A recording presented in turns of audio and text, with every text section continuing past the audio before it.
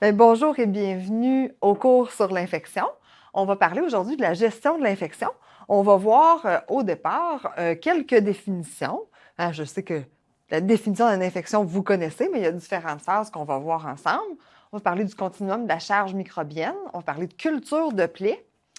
On va parler aussi de la phase inflammatoire prolongée. Puis on va faire des cas cliniques par rapport à ça. Donc, en premier, les définitions.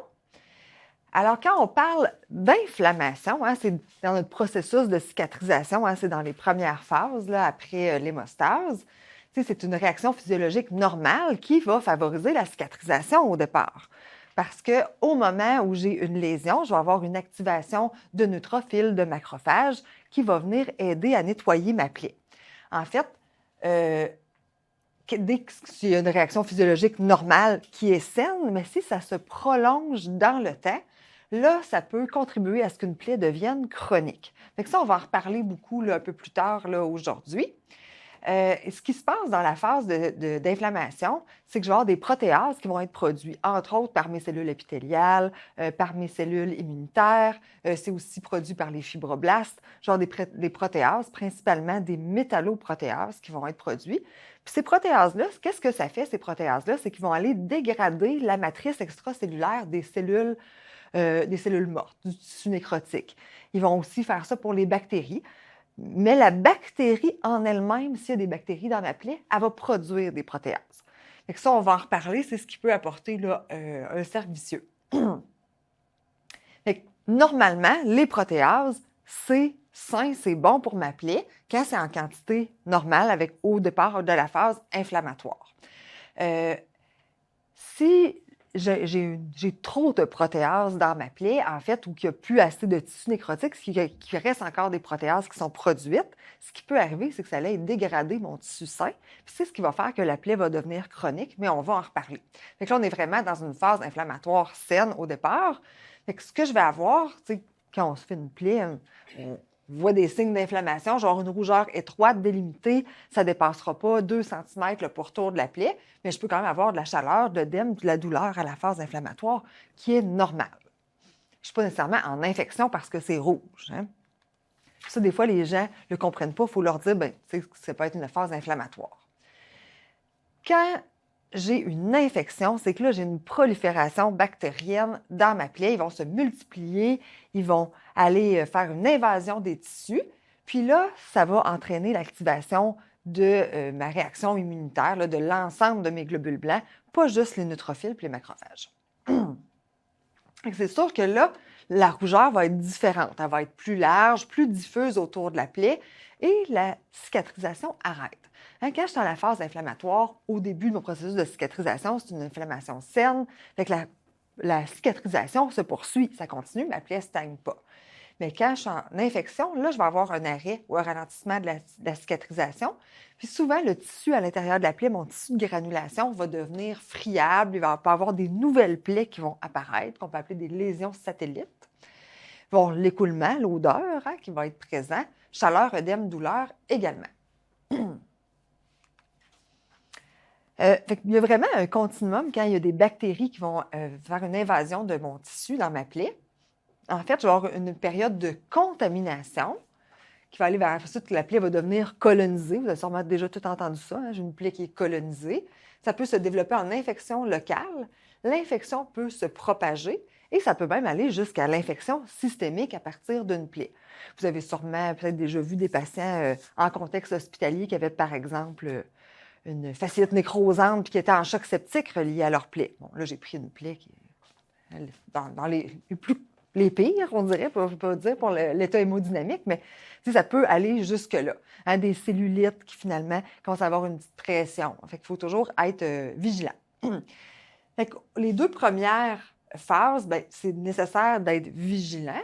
Puis après ça, à partir du moment que je suis en infection locale, je dois intervenir. On va vraiment démystifier à quel moment on met des antimicrobiens topiques, puis à quel moment, là, il faut que je fasse affaire avec un autre professionnel parce que là, c'est une antibiothérapie systémique qui est nécessaire. Donc, comme la première étape, c'est de différencier les différentes phases de la charge microbienne. Fait qu'on va faire ça avec un petit quiz. Alors, la présence de micro-organismes à un niveau qui n'induit pas de réponse chez l'autre. Qu'est-ce que c'est? Vous avez raison, c'est la contamination. Hein? Une plaie va être contaminée, il y a des bactéries qui sont là, mais je n'ai aucune réponse, je n'ai pas de réponse immunitaire qui va être produite. Je peux le donner comme... Oh, je vous le dirai après. Prochaine question. Là, j'ai une prolifération de micro-organismes, mais ça ne nuit toujours pas à mon processus de cicatrisation. Tout à fait, c'est la colonisation. C'est bon, vos notions sont fraîches dans votre tête.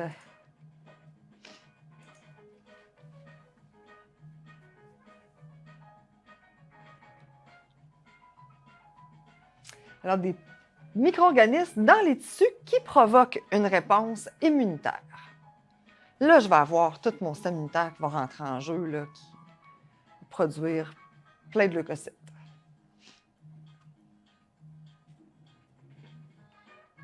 Et c'est l'infection locale. Hein, je vais avoir une réponse immunitaire, mais qui va être localisée au niveau de ma plaie.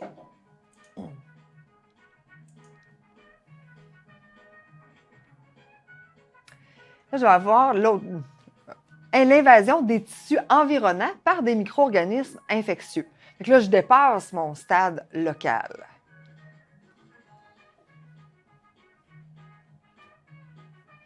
Et c'est la propagation de l'infection. Hein? Ça va aller faire une invasion ailleurs, mais ça peut être quand même localisé. Par exemple, j'ai une plaie sur un poignet, puis là, ça va tranquillement s'étendre sur le bras, comme par exemple une cellulite qui s'agrandit. C'est que là, je suis rendue à la phase de propagation. C'est plus seulement une infection qui est localisée au site de ma plaie.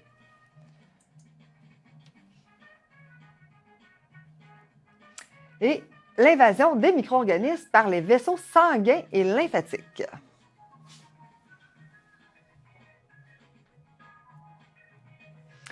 Et tout à fait, hein, c'est là que je vais avoir mon infection systémique, c'est quand ça va prendre la circulation. Puis là, les bactéries, les micro-organismes pathogènes vont aller partout dans tous mes autres tissus qui peuvent être très éloignés de ma plaie.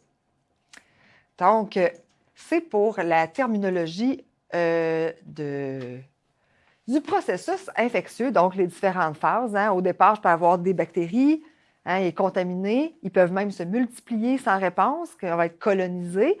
Puis après ça, avoir une infection locale, c'est à partir de là que j'ai une réponse de mon système immunitaire, qui peuvent commencer à s'agrandir au niveau de l'infection, la propagation, et pour aller jusqu'à l'infection systémique. Donc, pour détecter l'infection locale, c'est à partir de là, hein, que je vais intervenir, parce que si on revient, hein, dans les premières phases, hein, on l'a vu, là, même si à la colonisation, les bactéries se multiplient, ça ne nuit pas à mon processus infectieux. Fait que là, je n'interviendrai pas. Je vais attendre. Pour détecter l'infection locale, il y a un acronyme qui est utilisé, qui a été très étudié. C'est des critères, en fait, qui permettent de déterminer si j'ai une infection locale ou pas dans une plaie. Le premier critère, c'est que ma plaie ne guérit pas. Hein, ma plaie va stagner, ça fait un certain temps, puis elle n'a pas guéri dans les délais attendus pour ce type de plaie-là. L'exudat qui augmente. D'un coup, les pansements ils sont de plus en plus imbibés. On doit augmenter l'absorption de nos pansements, par exemple. De voir du tissu rouge et friable dans ma plaie. Comment vous pourriez détecter que votre tissu est rouge et friable? Qu'est-ce qu'on va voir là, concrètement quand on va faire notre soin de plaie? Ça saigne. Oui, avec une intervention que d'habitude, ça ne saigne pas. Par exemple, vous allez éponger ou en retirant le pansement, juste même si vous avez mis quelque chose qui ne colle pas, la plaie, elle se met à saigner. Vous irriguez, d'habitude, ça ne saigne pas. Quand on irrigue une plaie, il y a un saignement. Et là, ça peut être un signe que votre tissu est friable. La présence de débris. Le débris, on pense souvent à un corps étranger. Il y a un morceau de bois dans la plaie. Là. Mais là, ce n'est pas ça qu'on veut dire. C'est du tissu nécrotique. Fait que genre du tissu qui est nécrotique dans ma plaie, qui soit sèche ou humide, une présence de tissu nécrotique qui augmente là, ou qui est présente dans ma plaie, c'est un critère aussi d'infection locale. Et le S pour senteur, hein, je vais avoir une odeur qui va être présente. Fait que si j'ai 3 critères ou plus de présents, fait qu'à partir de 3 critères, j'ai une infection locale, c'est à ce moment-là que je débute mes pansements antimicrobiens. On va voir là, les pansements là, au prochain cours, là, en long, en large, là, les différents types, mais c'est vraiment là, à ce moment-là, je vais commencer un antimicrobien. Fait qu'une plaie avec une infection locale, c'est pas tout de suite là, de commencer avec de la pénicilline, là. Hein, un antimicrobien, ça peut être suffisant pour contrôler mon infection locale. C'est souvent, en fait, le cas. C'est pour ça que c'est ça qui est recommandé. C'est sûr qu'il faut, à partir du moment que j'ai une infection qui est locale, il faut que je m'assure que justement, que je ne suis pas dans la phase de propagation de l'infection. Parce que là, c'est une infection qui est plus profonde dans mes tissus, puis je dois traiter plus agressivement quand j'ai une infection profonde. Parce que je ne veux pas me rendre à l'infection systémique, puis retrouver le patient en choc aux soins. Donc, l'infection profonde, pour le détecter, c'est le Stones. Donc, le premier critère, c'est S, c'est la surface qui augmente. Donc, la taille de la plaie va augmenter. Le T, c'est pour température qui augmente. O, c'est pour os palpable ou exposé. N, c'est pour nouvelle plaie. E, c'est pour un érythème. Fait que, on a dit au pourtour d'une plaie, normalement, c'est 1 à 2 cm quand c'est de l'inflammation, de rougeur. Mais là, ça va être augmenté, plus étendu. E, j'ai encore l'exudat qui augmente et encore la senteur. La même chose, si j'ai 3 critères ou plus qui sont présents, c'est signe que je suis en propagation de l'infection. Fait que c'est plus juste je m'excuse, c'est plus seulement un pansement antimicrobien. Hein. Je dois traiter plus agressivement. Il ne faut pas que j'agisse juste au niveau local de ma plaie, il faut que j'agisse en profondeur. Donc là, il faut que j'agisse en vue d'un traitement antibiotique. Bien entendu, avant de débuter un antibiotique, c'est là que c'est recommandé de faire une culture de plaie parce qu'une fois que j'ai débuté les antibiotiques, ma culture de plaie, c'est sûr, ça va être faussé là, pour être sûr de... on s'entend, on est souvent dans ces cas-là, dans des cas de plaies chroniques qui vont se chroniciser. Donc, il faut que je traite la bonne chose, pas donner des antibiotiques pour rien. Et c'est sûr, si j'ai à débuter un antibiotique, c'est pas que je ne mettrai pas d'antimicrobiens, hein, je vais les mettre en combinaison. Alors, suite aux NERDS et aux Stones, on a évalué finalement la possibilité d'infection. On va voir le fameux biofilm. Hein. C'est une notion qui est importante en soins de plaie. Est-ce que dans la vie de tous les jours, il y a du biofilm dans nos activités quotidiennes? Oui, tout le monde dit oui. Est-ce que vous avez un exemple? Peut-être toi, Alexandra. Dans la salle de bain. Salle de bain. Hein, on va voir ça, les petits dépôts rosés dans les bains, dans les douches. Des fois, c'est un petit rappel. Ça fait longtemps que je n'ai pas lavé ma douche. Mais c'est normal. Tu sais, dans la nature, on va voir ça. On se promène dans la nature avec une rivière, le petit dépôt là, de petits verdâtres sur les roches. Bien, c'est une forme de biofilm. On va voir ça aussi au niveau des dents. Quand on ne brosse pas nos dents quotidiennement, on va avoir un petit dépôt, les dents vont être un petit peu plus glissantes. Bien, c'est une forme aussi de biofilm. Fait que c'est pas quelque chose qui est comme seulement dédié aux soins de plaie. Mais quand on est en soins de plaie, on veut s'en occuper de ce fameux biofilm-là.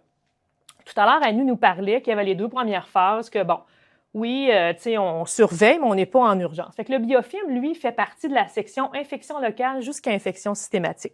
Fait que c'est là qu'on va retrouver nos fameux biofilms. On dit aussi dans la littérature que 70 à 80 des plaies chroniques sont colonisées, ils ont du biofilm finalement. Fait que c'est pas quelque chose vous allez voir, qui est pas si facile que ça à identifier. On a ici une image qui est intéressante pour voir un peu le processus du fameux biofilm. En quelques minutes, il peut y avoir déjà dans une plaie ouverte des dépôts finalement de bactéries. Bon, les petites bactéries sont toutes seules, sont pas trop organisées, ils dérangent pas trop.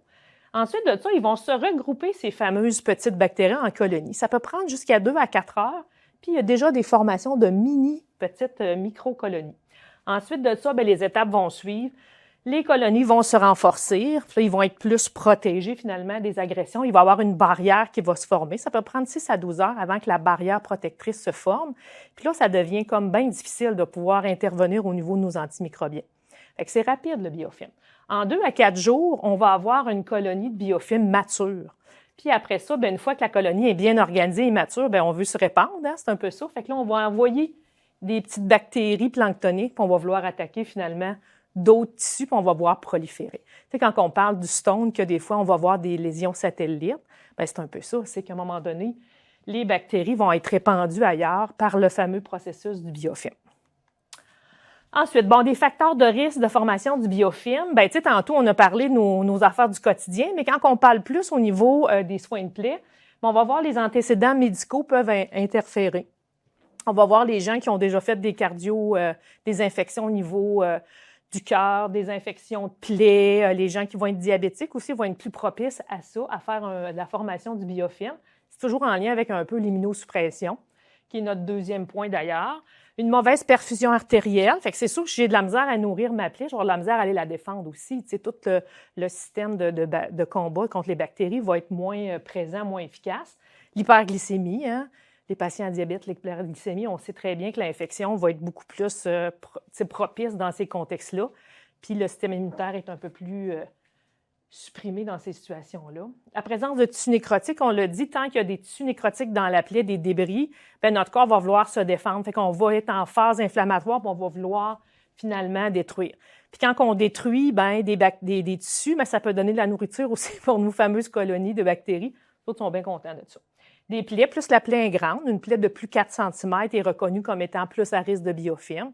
C'est sûr qu'entre une petite coupure banale avec un couteau la fin de semaine, puis une plaie plus grande, bien, il y a beaucoup plus de risque de faire un biofilm dans une plaie qui est plus étendue. L'édème aussi, ça va venir fragiliser nos tissus. Fait qu'on va voir ça aussi dans les cas d'ulcères veineux où est-ce qu'on a plus d'enflure. Ça va nuire, puis c'est un facteur favorisant finalement à la production là, de biofilm. La malnutrition, on comprendra pourquoi. On en a parlé un petit peu dans le cours au début. Toute la question de l'alimentation puis tous les nutriments pour se défendre, dans le fond, contre l'infection. Bien, c'est sûr qu'une mauvaise gestion de l'humidité, plus il y a de l'humidité dans la plaie, bien, c'est favorable. Oui, c'est bon d'en avoir, mais trop, on s'entend que c'est des milieux propices à la prolifération bactérienne aussi. Un usage d'antibiotiques. Le mauvais usage d'antibiotiques peut nuire aussi, on le sait tout le temps, ça peut nuire dans le fond, ça peut masquer les symptômes, d'une infection. Si on prend un antibiotique pour une autre raison, ça pourrait masquer les symptômes. Puis c'est sûr que les antibiotiques peuvent nous amener aussi des résistances à certaines bactéries. T'sais, on traite un problème, mais des fois, on va aller aider des bactéries qui sont présentes dans une autre section du corps. Et bien sûr, la chronicité, fait que les plaies qui sont présentes depuis plus d'un mois, hein, plus que c'est chronique, plus qu'on a des risques finalement de développer du biofilm. Fait que les phases un petit peu plus en détail, mais la première phase, tantôt on le voyait dans l'image, c'était la phase planctonite qui était l'adhésion réversible. Ça veut dire qu'à partir du moment où est-ce qu'on est en première phase, dans les premières minutes, premières heures, bien, il y a toujours moyen de pouvoir enlever ça. C'est facile, mettons, avec un antimicrobien, avec un nettoyage de base. Tu sais, c'est des bactéries qui se retirent facilement. Quand on est dans la phase d'adhésion permanente, tu sais, la première phase, c'est on n'a pas de réaction immunitaire de l'autre. Tu sais, c'est vraiment juste là, de dire, bon, ben c'est présent, mais tu sais, c'est pas une grande quantité. L'adhésion permanente, ben c'est que là, le biofilm, c'est comme enraciné, c'est implanté dans la plaie, puis il va être beaucoup plus difficile à déloger à ce moment-là. Ensuite de ça, bien, la prolifération, bien, ils vont s'organiser, ils vont partager du matériel. Les biofilms aussi, ils ont une façon de communiquer, les bactéries, c'est-à-dire les microbes, les micro-organismes, ils ont une façon de communiquer entre eux autres pour justement s'envoyer des messages pour devenir résistants aux antibiotiques, pour être capable d'être moins détectables finalement. C'est un peu ça. Ensuite de ça, la croissance, la maturation, bien là, écoute, on a toute une belle protection qui se fait. Fait que les antibiotiques topiques n'auront plus d'effet finalement on ne pourra plus en mettre. Même si on mettrait ça par-dessus du biofilm, ça ne fonctionnera pas quand on est à ce phase-là. Et la dispersion, bien, je vous l'ai dit tantôt, c'est quand que la bactérie va aller contaminer ailleurs. Fait qu'on dit en 2 à 4 jours, mettons qu'on n'a pas d'intervention, on ne fait rien, il pourra avoir tout ce cycle-là qui se fait. Fait qu'on a c'est quand même rapide, hein? On s'entend que c'est un processus qui est quand même assez rapide. Fait que quand on parle de reconnaissance du biofilm, bien, il faut être capable de reconnaître. Parce que c'est sûr que, on va en parler plus tantôt, on va le voir avec des images, mais le biofilm, c'est pas facile à voir. C'est pas là, là, je vois un petit peu de biofilm. Ça serait beaucoup trop facile dans la façon de traiter les plaies. Fait que si on a un retard dans la guérison de la plaie, au début, on a parlé dans le cours qu'il y a comme un processus qu'on s'attend à une guérison de plaie. On s'attend un certain temps d'une plaie chronique comme un ulcère veineux. Une plaie chirurgicale qui est bien suturée, on va s'attendre que ça va guérir beaucoup plus vite. Fait que c'est tout ça en lien avec le retard de guérison de la plaie dans ce qui est attendu pour ce type de plaie-là. C'est un peu ça. Ben, s'il y a un traitement antibiotique ou antimicrobien qui n'est pas efficace, même s'il est approprié. sais, on a utilisé un antimicrobien qui était comme reconnu, valide. On a essayé le traitement ou un antibiotique qui était correct, mais finalement, c'est pas efficace. Qu'est-ce qui se passe? Pourquoi qu'on n'a pas de bons résultats? La récurrence du retard de cicatrisation à l'arrêt de l'antibiotique. Fait qu'on essaie un traitement antibiotique ou un traitement cutané au niveau d'un antimicrobien. Puis là, quand on en retire, ça recommence, puis on dirait que les signes d'infection réapparaissent. Fait que ça peut être un signe de biofilm. Une inflammation chronique. Mais Annie en a parlé tantôt, de l'inflammation qui est normale. Bien là, on va au-delà des dimensions de l'inflammation standard. Un exudat qui va être augmenté. Ça, c'est souvent un signe qu'on va négliger. On se dit, bon, ça coule plus, c'est pas grave, on va mettre des pansements plus absorbants, on va régler le problème de cette façon-là. Mais parfois, ça peut nous indiquer une infection sous-jacente, quelque chose d'un petit peu plus présent, dont le fameux biofilm, dans le fond. Ce qu'on pourrait voir au-dessus de la plaie, qui n'est pas toujours facile à voir, ça sera une espèce de tissu gélatineux. On va voir la prochaine photo, on voit un peu, mais c'est rare qu'on va voir vraiment cette image-là dans la pratique clinique. Est-ce que, pour faire un test, je sais qu'à distance, vous ne pourrez pas me répondre, peut-être vous allez me répondre, mais je ne vous entendrai pas. Est-ce que vous avez déjà remarqué des plaies qui étaient un peu plus gélatineuses? Avez-vous déjà identifié du biofilm dans une plaie à l'œil, sans nécessairement avoir un diagnostic, là? Annie, ça t'est arrivé, toi, de voir? Fait que c'est ça, c'est pas quelque chose qui est... même si on en fait beaucoup, je pense pas qu'on devient habitué et on devient l'œil à reconnaître le biofilm comme ça. Je pense que c'est plus l'ensemble d'évaluation qui va être important.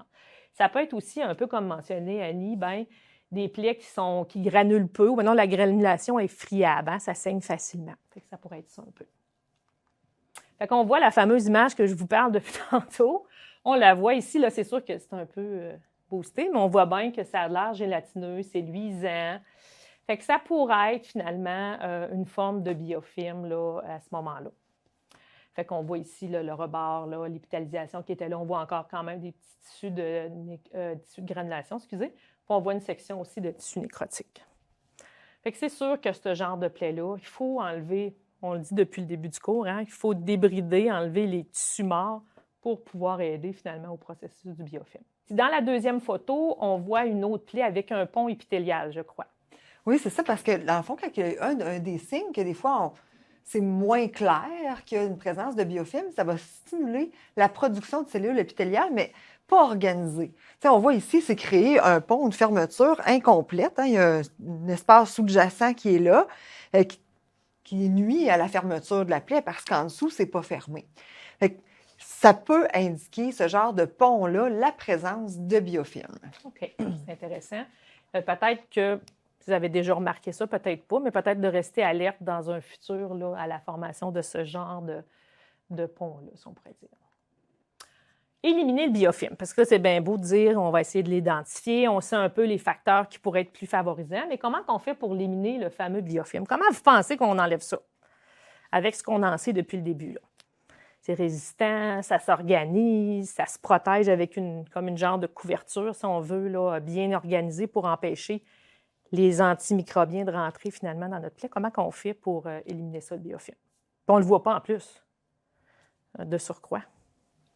En nettoyant la plaie. Nettoyant la plaie, bien, c'est sûr, il faut nettoyer. Puis qu'est-ce qui attire les microbes puis qui fait comme genre de réservoir de nourriture aussi qu'on a dans l'exemple de la plaie qu'on voit ici, là? Qu'est-ce qu'il y a là-dedans? Nécrose. La nécrose, des tissus morts, des tissus qui ne sont pas présents, qui n'ont pas à être là, qui viennent aussi stimuler la phase inflammatoire, parce que tant qu'il y a des tissus morts, bien écoute, le corps veut s'en débarrasser. Fait que c'est un peu ça. Fait que c'est vraiment ça. Fait qu'il faut faire un débridement agressif de la plaie. Quand on parle de débridement agressif, on l'a vu au début du cours, les types de débridement, quel débridement vous pensez qui est le plus efficace pour retirer le biofilm dans les débridements qu'on a vus au début du cours? Autolytique, chirurgical, conservateur. Chirurgical. Pour quelle raison vous pensez que le débridement chirurgical serait plus efficace? Ça vient vraiment tout enlever. Oui, ça enlève l'ensemble du tissu nécrotique, puis ça permet que la peau soit disponible pour la granulation. Fait que c'est sûr que le débridement chirurgical, c'est sûr que c'est quelque chose qui est agressif. On s'entend que quand on fait ça, le patient, ça peut être souffrant, puis c'est fait par un chirurgien, c'est pas nous qui faisons ça. Et le fait de débrider de façon chirurgicale, c'est la façon la plus efficace, dans le fond, d'éliminer le biofilm. Est-ce qu'on a toujours à disposition des chirurgiens que je pense à un contexte de santé communautaire, ben non. Même à l'hôpital, parfois non plus, on n'a pas toujours la disponibilité des chirurgiens. Tu sais, je pense que c'est un peu ça qu'il faut voir. Fait qu'à ce moment-là, on irait vers des modes de débridement chirurgical conservateur ou d'autres types de débridement, de l'irrigation à pression, tu sais, pour nous aider à déloger et à essayer de brasser ça, ce fameux biofilm-là. Parce que c'est fait solide et serré.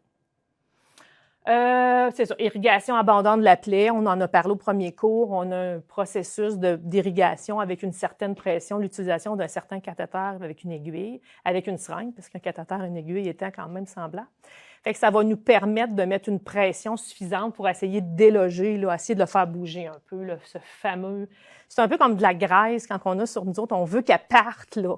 Fait que c'est aussi solide, je pourrais dire, aussi difficile que d'enlever du biofilm. Bon, c'est sûr que l'utilisation d'antimicrobiens ou antibiotiques, on ne veut pas se rendre à la phase qui est la dernière, qui est l'infection systémique. Hein?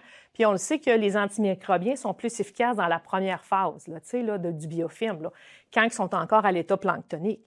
Fait que si on est d'un gros biofilm qu'on a vu tantôt avec une matrice, vraiment des liaisons puis une protection, à ce moment-là, l'antimicrobien ne sera pas efficace. On ne pourra pas, même si on met de l'argent, de l'iode, le pansement le plus cher sur la planète, ça ne va pas nécessairement être efficace parce que ça ne va pas pénétrer. Fait qu'il faut vraiment débrider dans un premier temps.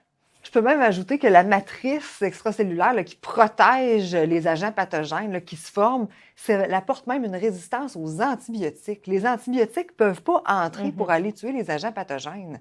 Donc, il n'y a pas d'action bactéricide possible tant que la matrice est là. Fait qu'en brisant la matrice par notre débridement, bien là, on donne une chance qu'il puisse entrer, que ce soit un antimicrobien, un antibiotique. Fait que c'est pas... Souvent, quand on est en milieu hospitalier, ben on va dire, ben, le patient s'est traité son infection, tu sais, j'ai pas à débrider puis tout ça, là, tu sais, il y a un antibiotique, puis après ça va guérir, tu sais, le tissu est sain.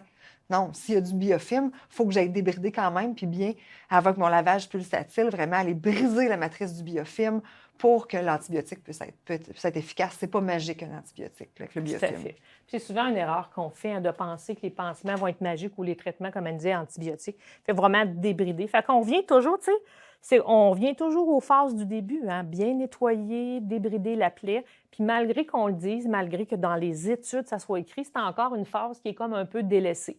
Ah, c'est pas grave, il y a juste un petit peu de tissu nécrotique. Ah, ben là, j'ai pas accès à un chirurgien, fait qu'on va attendre que ça se fasse magiquement. Tu sais, parfois, c'est ça qui se passe. Fait qu'il faut ne pas avoir peur comme infirmière de prendre les devants puis de dire, ben là, non, on va enlever le tissu, on va faire des démarches pour avoir un chirurgien si on est capable, on va faire du lavage pulsatile, dans le fond. Ça fait partie de notre rôle d'initier ces mesures-là. Il ne faut pas prendre ça à la légère, dans le fond, ce fameux biofilm-là. Et c'est sûr, il faut contrôler l'exudat, hein, on l'a dit tantôt. Tu sais, c'est des plaies en plus qui vont couler, qui vont faire beaucoup d'exudat. Fait qu'il faut le contrôler pour éviter, dans le fond, une surcharge d'humidité puis une surcharge de milieu là, propice à la prolifération. Alors, pour éliminer le biofilm, on a eu des techniques un peu plus, nettoyage, la base, bon, contrôler tout ça. Bien, il y a aussi des produits qui existent. Fait que dans les cas où est-ce qu'on est rendu en phase de biofilm, il faut quand même penser à l'utilisation des antiseptiques.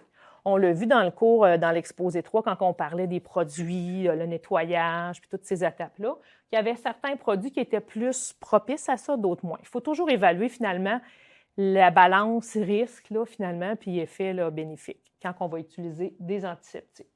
Par exemple, on ne va pas utiliser pour du biofilm des produits comme le peroxyde puis le daquin, parce que c'est des éléments, des antiseptiques qui sont beaucoup plus cytotoxiques pour nos cellules. Parce qu'on le sait qu'en dessous de ça, il y a quand même des tissus vivants, puis on ne veut pas les affecter. Fait que ce qu'on va voir souvent, ça va être le PHMB. Le PHMB, excusez-moi, j'ai fait j'ai rapetissé le mot, qui est un produit qui contient du surfactant, qui va venir, dans le fond, briser les liaisons, qui va venir détruire finalement le fameux biofilm qui s'est comme attaché ensemble. Ça va diminuer la tension de surface, ça va briser, dans le fond, les fameuses attaches du biofilm. Fait qu'en utilisant le PHMB, ça va nous permettre de défaire les liaisons puis à essayer de séparer un peu toutes ces bactéries-là. Ça va nous aider à ce moment-là. Fait que dans toutes les études, dans le fond, qu'on a vues par rapport au biofilm puis par rapport à l'infection, il y avait un document qui était super intéressant que Annie a trouvé, c'était le 10 Top Tip. C'est comme le top 10 des petits trucs, finalement, pour combattre le biofilm. Ça vient un petit peu résumer ce qu'on a dit depuis le début par rapport au biofilm. Fait que c'est important de bien comprendre la terminologie scientifique qui est récente. Ça veut dire qu'il faut, un peu comme je disais tantôt, il ne faut pas prendre à la légère le biofilm. Fait qu'il faut être en mesure de comprendre c'est quoi là, les fameuses bactéries planctoniques, que quand on est en mode planctonique, c'est maintenant qu'il faut agir le plus vite possible avant qu'on se ramasse dans des étapes un peu plus comme la prolifération, puis, je cherche le mot, la dispersion, là, finalement, des bactéries. Fait que c'est un peu ça. Puis, il faut être conscient que c'est un problème majeur, puis que les bactéries, comme disait Annie, s'organisent, font des matrices, puis deviennent résistants. Fait que c'est un peu ça que ça veut dire le premier point. Reconnaître, bien, on le comprend que c'est pas facile. Hein? On l'a vu sur la photo, là, je vous le dis que c'est une photo avec du biofilm. Je n'en aurais pas parlé. Je pense pas que vous auriez dit c'est quoi qui est brillant sur le dessus. Vous auriez dit c'est le flash de la photo. Bon, c'est pas rien de spécial. Fait que c'est pas facile à identifier. Fait que tous les signes qu'on a parlé plus tantôt pour reconnaître le biofilm, un retard de cicatrisation, une rougeur qui va s'étendre, c'est tous des signes qu'on pourrait prendre en considération pour reconnaître le fameux biofilm. Parce que sinon, la seule façon, c'est de faire des... Tu sais, on peut faire une culture. Tantôt, on va voir les cultures de base comme la technique de Levine. Je ne suis pas bonne dans l'anglais, moi. Levine. Levine, c'est bon. Levine, c'est bon. Bon, bien, technique de Levine ou Levine, en fait, on va la voir tantôt, mais c'est pour le prélèvement des bactéries, mais sous la forme planctonique. Fait que si on veut, on est dans un biofilm plus avancé, bien, ça prend des techniques de culture spécialisées. Ça prend aussi des microscopes pour pouvoir analyser le biofilm. Fait qu'au-delà des signes cliniques, ce qu'on a, c'est qu'on n'a pas ça à notre disposition nécessairement, ces techniques de culture spécialisée, ça, puis tous les microscopes, puis tout ça, on n'a pas ça. Fait que c'est pour ça qu'il faut être capable d'identifier par la bande. Si on sait qu'on a une plaie chronique, si on compare ça avec une plaie aiguë, on a plus de risques. On évalue les antécédents. Est-ce qu'il y a des facteurs prédisposants? Est-ce qu'il y a des symptômes cliniques un peu de la plaie?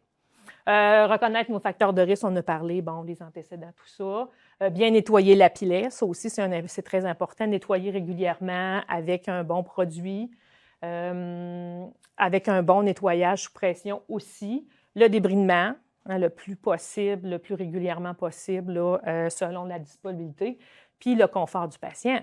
Parce que, tu sais, parfois, on veut faire du... Donc, on aurait des chirurgiens là, à plus quoi savoir en faire. Là, bien, il y aurait aussi le patient, sa tolérance. Il faut aussi prendre ça en considération. C'est un peu ça. Des antimicrobiens topiques, on va essayer de les utiliser en combinaison, comme dit Annie, quand on est en phase plus infectieuse. Après avoir fait un débridement, on peut prendre des traitements par la bouche et aussi des antimicrobiens topiques ou dans la phase du début. On va recommander ça aussi entre les étapes. Exemple, on va faire un débridement chirurgical. Ils disent à peu près en 24-48 heures, là, il y aurait une période où est-ce que la plaie est plus propice à pouvoir recevoir des antimicrobiens. Il serait plus efficace dans cette période-là suite au débridement. Fait qu'il faut en profiter pour débuter dès un débridement important. On met des antimicrobiens topiques parce qu'après ça, bien, la formation finalement du biofilm va recommencer le processus, ça c'est sûr. Culture de plaie, on va le voir tantôt, la technique de Levine, au moins pour détecter en phase primaire finalement l'infection.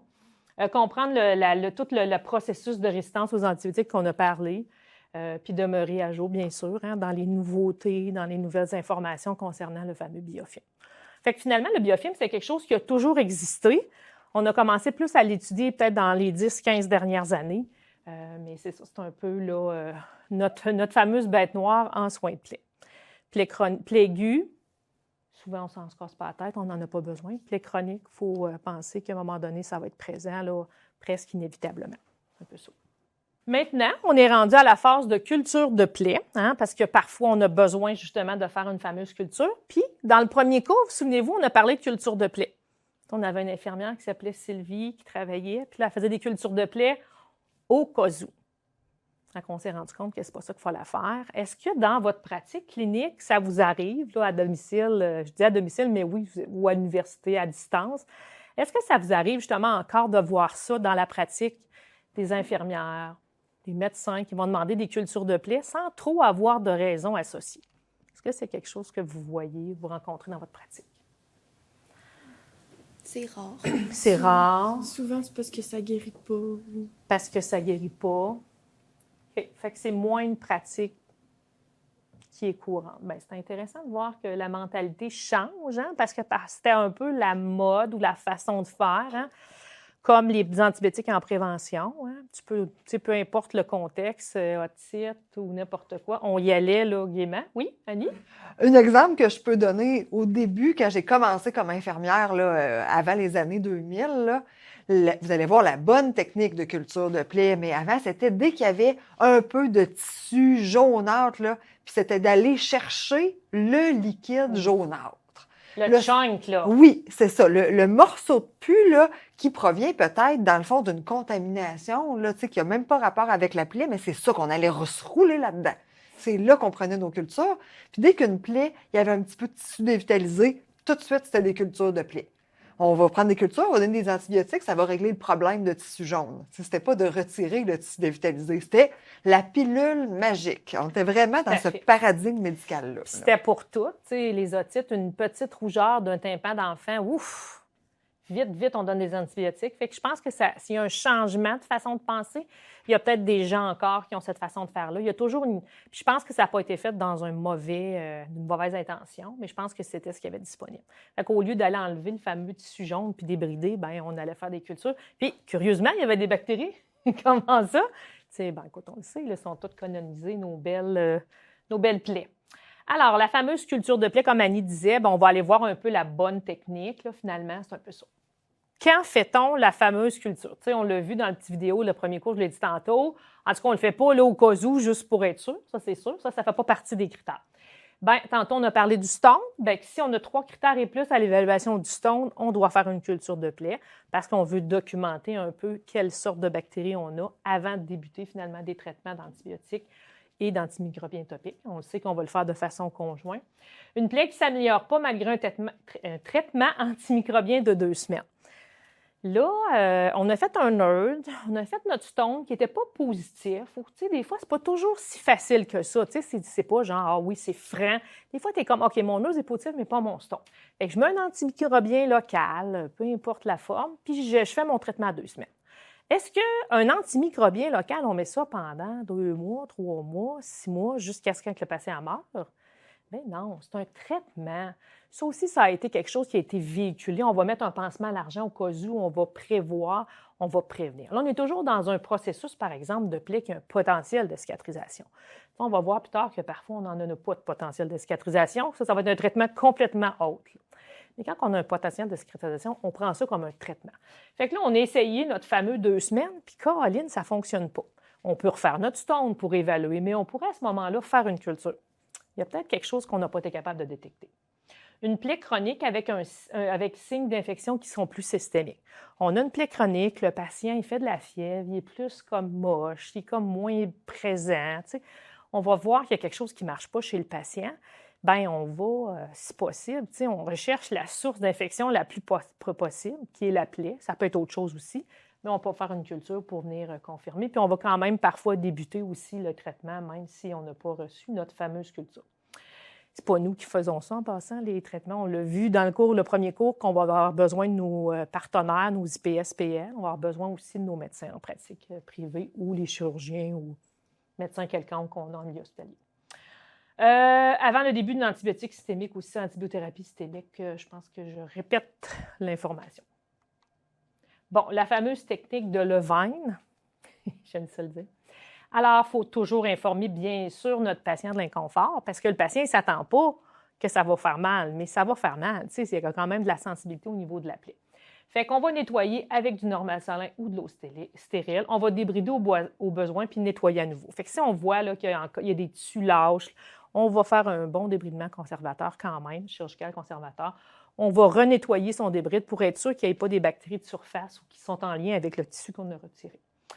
On va déterminer le site exempt de contamination, dans le fond. Fait qu'on va aller prendre une certaine section. Fait que là, ici, on voit, là, bon, là, ça donne bien, la plaie est super belle, hein, tu sais, tout va bien, il n'y a pas de nécrose. Fait qu'en principe, on ne ferait pas de culture avec cette plaie-là, là, finalement, c'est ça que ça veut dire, mais on triche. Bon, il y a du biofilm de caché, puis on ne le voit pas. Fait qu'on va appliquer les couvillants en exerçant une pression 5 secondes pour extraire finalement l'exudat qui provient de la plaie. On va faire une rotation en 360 degrés. Fait que c'est la technique qu'on recommande, qui est sûrement la technique que vous avez appris au cégep. Je me trompe-tu? Ça va, là, vous ne pouvez pas me répondre, mais sûrement que c'est ça. Même moi, qui ai quelques années d'expérience, j'ai quand même cette technique-là que j'ai appris. Mais comme Annie, j'ai fait la culture du chunk, le plus gros morceau de sécrétion possible pour le mettre. Puis là, tu es content quand tu as ça parce que tu penses que tu as ce qu'il faut, mais c'est pas ça qu'il faut faire. Fait qu'on va utiliser cette fameuse technique-là qui est reconnue. On a l'INES aussi qui a fait un petit guide quand même rapide. C'est intéressant toujours, ces guides-là, qui vient expliquer en bref la fameuse technique. Puis c'est appuyé par plein de données probantes. C'est ce qui est recommandé. Puis cette technique-là va être efficace pour détecter, comme je vous disais, le biofilm, le planctonique, pas quand on est rendu organisé en colonie, bien sûr. Là, ici, on a des différents types, finalement, de dispositifs, que je pourrais dire, qui vont venir nous aider à détecter, finalement, les bactéries. Fait qu'on a le fameux Wound Check Bacterial Status. Fait qu'en fait, ce fameux test-là, vous pouvez l'utiliser. Est-ce que vous avez déjà vu en pratique clinique? Parce que je voyais droit qui souriait, fait que là, je me suis dit... J'ai jamais vu ça. Oui, c'est exactement. Est-ce que c'est extrêmement fréquent? Tu sais, moi, ma pratique que j'ai eue en soins de plaie était aux soins à domicile, dans un milieu communautaire. Je peux vous dire que je n'ai pas vraiment retrouvé ce fameux test-là. Peut-être dans des cliniques spécialisées en soins de plaie, mais c'est un outil qui est important de savoir. Je ne sais pas, toi, Annie, dans ta Moi, pratique. j'ai jamais vu ces pansements-là. Tu sais, c'est quand même quelque chose de récent. C'est vers 2015, Ouais, je pense que c'est à peu près là, que ça a sorti. C'est pas qu'il n'est pas intéressant, mais c'est des produits quand même dispendieux, puis c'est des technologies plus avancées, des pansements qui ont nécessité beaucoup de recherche, donc qui coûtent plus cher. Tout à fait. On va en parler. Il y en a un qui commence à être plus utilisé dans cette gamme-là, Wound Check, là, mais j'ai jamais vu là, les pansements jaune Tout à fait. fluo. Là. Tu sais, c'est comme un peu, je vous fais une analogie avec la vie de tous les jours. C'est pas parce qu'on a Google qui est capable de nous donner, faire ouvrir notre téléphone ou faire ouvrir la lumière de dehors qu'on n'est plus capable d'ouvrir la lumière par soi-même. Fait que c'est un peu ça.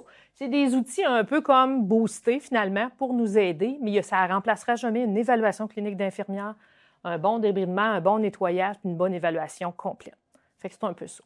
Je m'excuse pour la marque Google, mais c'était une façon de visualiser, finalement, l'histoire. C'est pas parce que ça existe qu'on doit tout l'avoir puis que c'est avec ça qu'on va réussir à sauver le monde. C'est un peu ça. Fait que celui-là va détecter, dans le fond, les bactéries. On va recommander ça chez dans le fond, les protéases qui sont sécrétées, finalement, par les bactéries. Ce qu'on va voir, ça va être recommandé chez les plaies chroniques. On ne va pas faire ça, nos petites plaies post-opératoires ou quand on se coupe la fin de semaine avec un couteau. Je dirais que ça fait partie de mes expériences personnelles, mais bon, vous comprenez.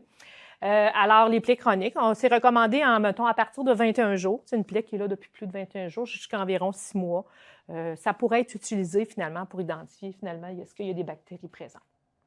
Le deuxième, c'est comme un pansement qui va changer de couleur si on est en contact avec un type de bactérie. Fait que c'est un peu ça qui est les outils. Comme je vous dis, ce pas des outils qu'on utilise. Peut-être que les étudiants à distance vont avoir dit, nous autres, on utilise ça régulièrement. Bien, je vous invite à nous communiquer. Hein? Ça serait intéressant de le savoir, mais ce n'est pas quelque chose au niveau de la pratique clinique qu'on va utiliser fréquemment. Puis, oui, on revient. En lisant, parce que ce n'est pas une expérience personnelle, là, Tout à comme je disais, fait. je n'ai pas vu de pansement jaune fluo, mais selon, si on peut voir les endroits qui vont être plus colonisés, Tout à fait. puis le jaune va devenir plus fluo quand les logs sont plus importants, quand la colonie est plus importante en bactéries. Tout à fait. C'est très avancé, et ça permet, mais en même temps, est-ce que ça va changer l'intervention qu'on va faire, qu'on sache qu'il y ait plus ou... dans le fond, si elle répond aux critères, on va la traiter exactement de la même façon. On est capable de l'évaluer. Fait que, bien utiliser nos acronymes Nerdstone va nous aider probablement beaucoup plus que seulement ça. Mais ça existe, on voulait vous le partager un peu pour le cours. Ça, c'est un peu de la science-fiction, qu'on pourrait dire. C'est comme ils ont projeté finalement ce qui pourrait être l'avenir en soins de plaie. C'est intéressant, c'est comme un petit clin d'œil. C'est un dispositif qu'on pourrait, dans le fond, apposer sur la plaie, qui pourrait nous indiquer, vous voyez, ça va même très loin, le pH de la plaie. C'est comme une genre de cartographie ou un mappage finalement de la plaie. Puis là, même, on sait même qu'il y a du Staph aureus là-dedans. Fait que vous voyez que c'est un peu, là, un peu quelque chose de futuriste. Mais il y a beaucoup d'avancées finalement technologiques, de façons qui font de développer finalement des nouveaux produits.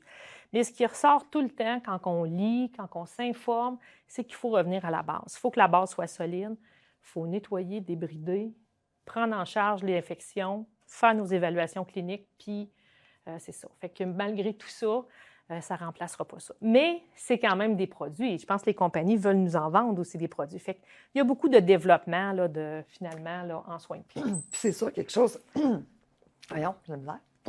C'est sûr quelque chose qui viendrait détecter vraiment la bactérie, une enzyme particulière, du Staph aureus, par exemple.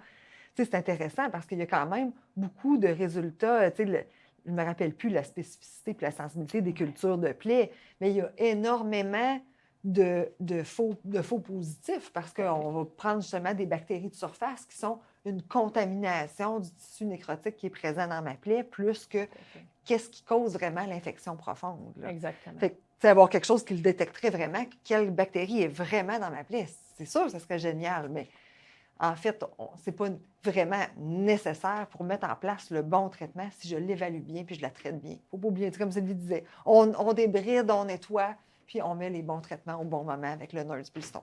Tout à fait. On est maintenant rendu à la phase inflammatoire prolongée. On en a parlé.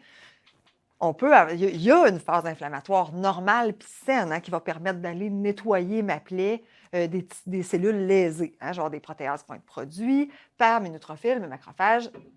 C'est correct. Mais des fois, ça se prolonge dans le temps et là, ça va devenir problématique. En fait, ce qui se passe, c'est que je vais avoir un déséquilibre qui va se créer dans la production de mes protéases. On a dit qu'il y a les fibroblastes, les cellules épithéliales, les cellules du système immunitaire qui produisent des protéases, mais il y a aussi les bactéries qui produisent des protéases. Donc là, quand j'ai une invasion bactérienne, je vais avoir un excès de protéases qui peut se créer puis qui va rester même une fois que je vais avoir traité le problème de bactéries. Souvent, dans les études, ce n'est pas clair. Oui, il y a un retard dans le processus de cicatrisation, mais ils ne sont pas capables d'établir clairement que le retard de cicatrisation, ici, est causé vraiment juste par les protéases ou si ce n'est pas plutôt le processus infectieux qui a apporté le retard de cicatrisation. Il y a eu, quand les pansements modulateurs des protéases, comme le Promogran est sorti, le Promogran Prisma, c'est des pansements qui coûtent excessivement cher. Puis là, toutes les plaies qui ne guérissaient pas, on mettait ça. Même si je mets un pansement à 3 millions de dollars sur une plaie, si je n'ai pas réglé le problème de bactéries, bien, ça ne guérira pas plus. Fait qu'on ne réglait pas la vraie cause du problème, puis là, on mettait ce pansement-là. Il peut faire un très bon travail, il a sa place, mais une fois que j'ai réglé la base, il faut toujours penser à revenir à la base. C'est comme quand on parle de soins de plaie, bien, la base, c'est de se laver les mains quand on enlève le pansement souillé avant de refaire le nouveau pansement. Si on veut éviter les infections, c'est ça qui a le plus d'impact sur les infections post-op. Fait que, toujours, il faut penser de revenir à la base. Fait que, souvent, quand ils ont fait des études, ils se rendent compte que le processus infectieux avait été un peu oublié ou pas assez évalué avant de dire qu'on mettait en place le Promogran ou le pansement modulateur des protéases. Mais c'est sûr que quand j'ai un processus infectieux, c'est quelque chose qui peut causer, en fait, qu'après ça, j'ai une activité, une phase inflammatoire qui va être prolongée puis que ma plaie va stagner. Dans le fond, c'est que tout cet excès de protéases-là qui sont produits, ils vont dégrader pas seulement la matrice extracellulaire des cellules lésées puis des micro-organismes pathogènes, ils vont aussi dégrader les facteurs de croissance. Donc, tu as moins de tissus, de nouveaux tissus qui vont se former. Ils vont dégrader aussi la matrice extracellulaire du tissu sain, mon fameux tissu de granulation qui vient de commencer à se former, mais il va aller dégrader ce tissu-là. Il s'en forme, mais il est défait à mesure, donc ma plaie stagne. Puis il va aussi dégrader les capillaires. Vous vous rappelez, dans le processus de granulation, on va le faire en rouge, c'est du sang, il se forme des petits capillaires qui donnent l'effet framboisé à la surface de mon tissu de granulation. Donc, les protéases en excès vont aller dégrader ça. Dans le fond, les protéases, ils vont, oui, au départ, dans ma phase inflammatoire saine, avoir plus d'affinité pour le tissu dévitalisé, pour les bactéries, mais de façon très, très vulgarisée, quand ils n'ont plus rien à manger, ils vont aller s'en chercher ailleurs. Fait que là, ils vont aller attaquer notre tissu sain. Fait qu'il y en a, c'est un petit schéma qui résume un peu ça. Donc, quand j'ai des fibroblastes, mes fibroblastes vont sécréter des métalloprotéases, mes neutrophils aussi, et mes bactéries aussi vont libérer des protéases dans ma plaie. Donc, ce cercle-là, le cercle vicieux, ça s'appelle le cercle de Cullen, quand on va aller évaluer un retard de guérison d'une plaie.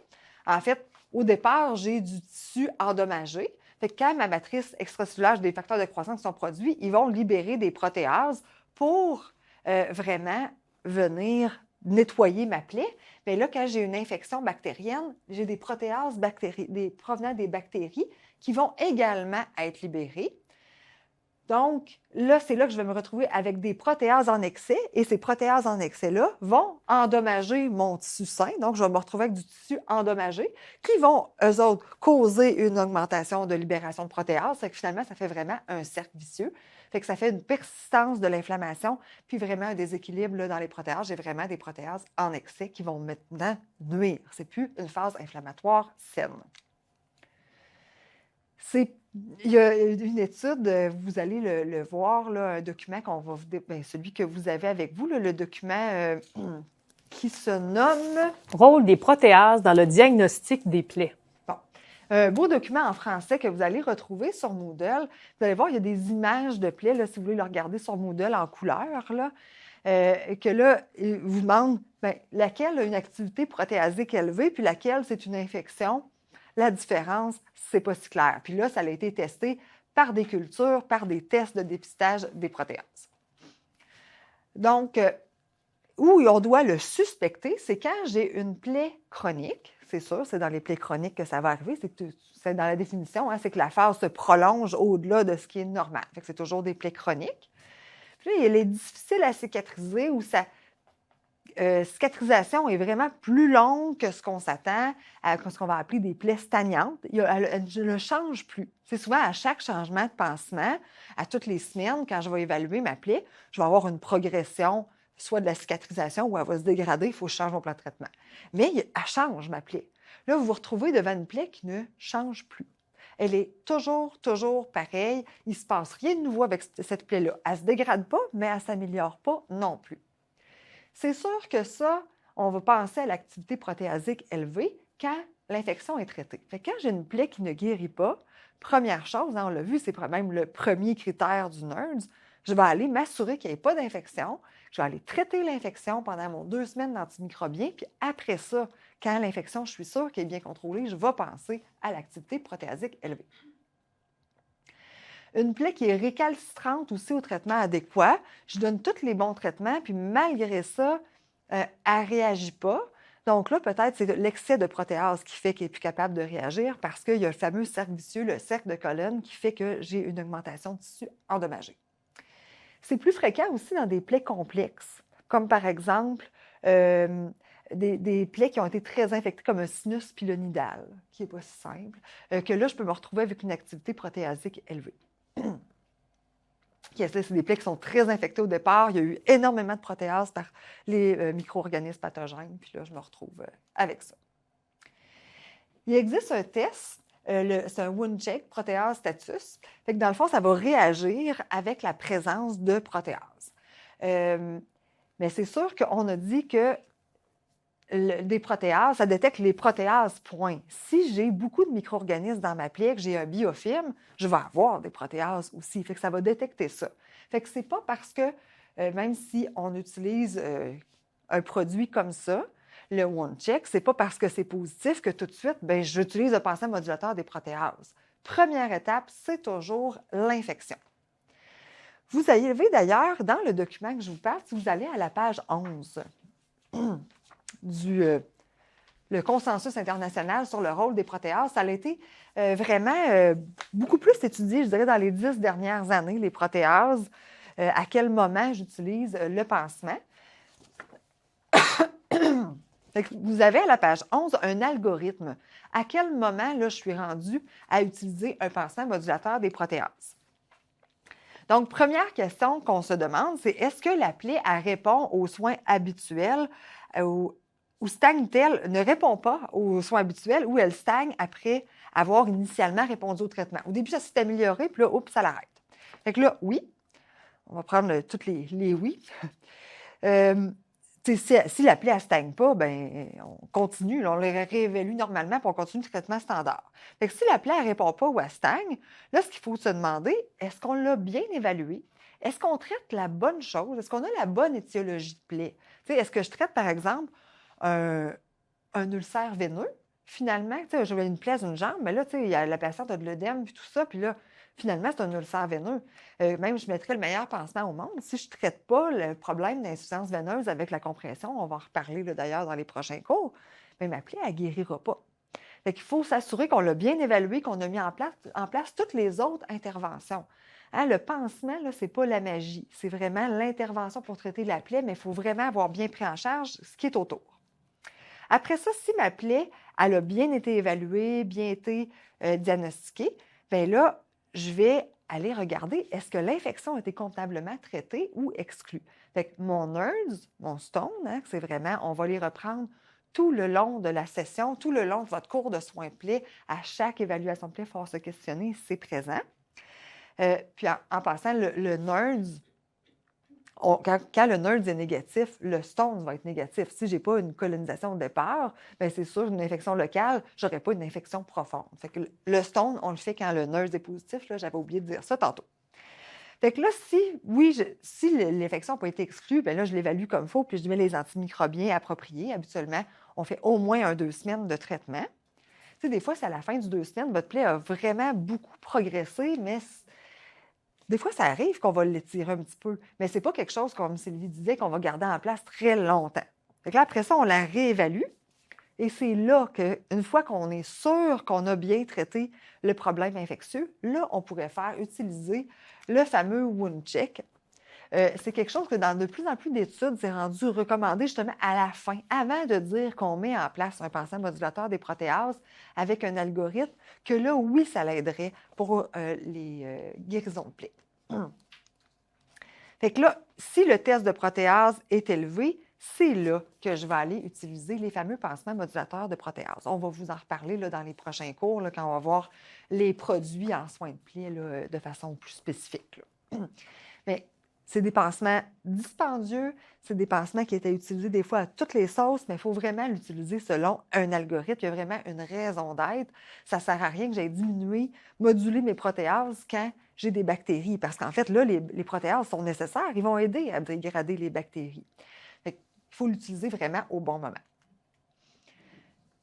Puis, comme on va dire tout le temps, les pansements, c'est pas de la magie. Hein? Fait qu'il faut vraiment, c'est une prise en charge globale qui va faire que ma plaie va bien guérir. Fait que c'est sûr, on a dit quand j'ai une formation de tissu dévitalisé, là, bien là, ça se peut que j'aie plus de protéases aussi. Fait qu'il faut que je m'assure de bien nettoyer ma plaie, de bien débrider ma plaie. Et oui, l'inactivateur de l'activité des protéases, c'est possible de l'utiliser. Il y a des antimicrobiens qui auraient une action sur les protéases. S'il y en a 2, en fait, c'est l'iode et l'argent, qui iraient moduler les protéases. D'ailleurs, il y a un pansement modulateur des protéases, le Promogram Prisma, contient de l'argent.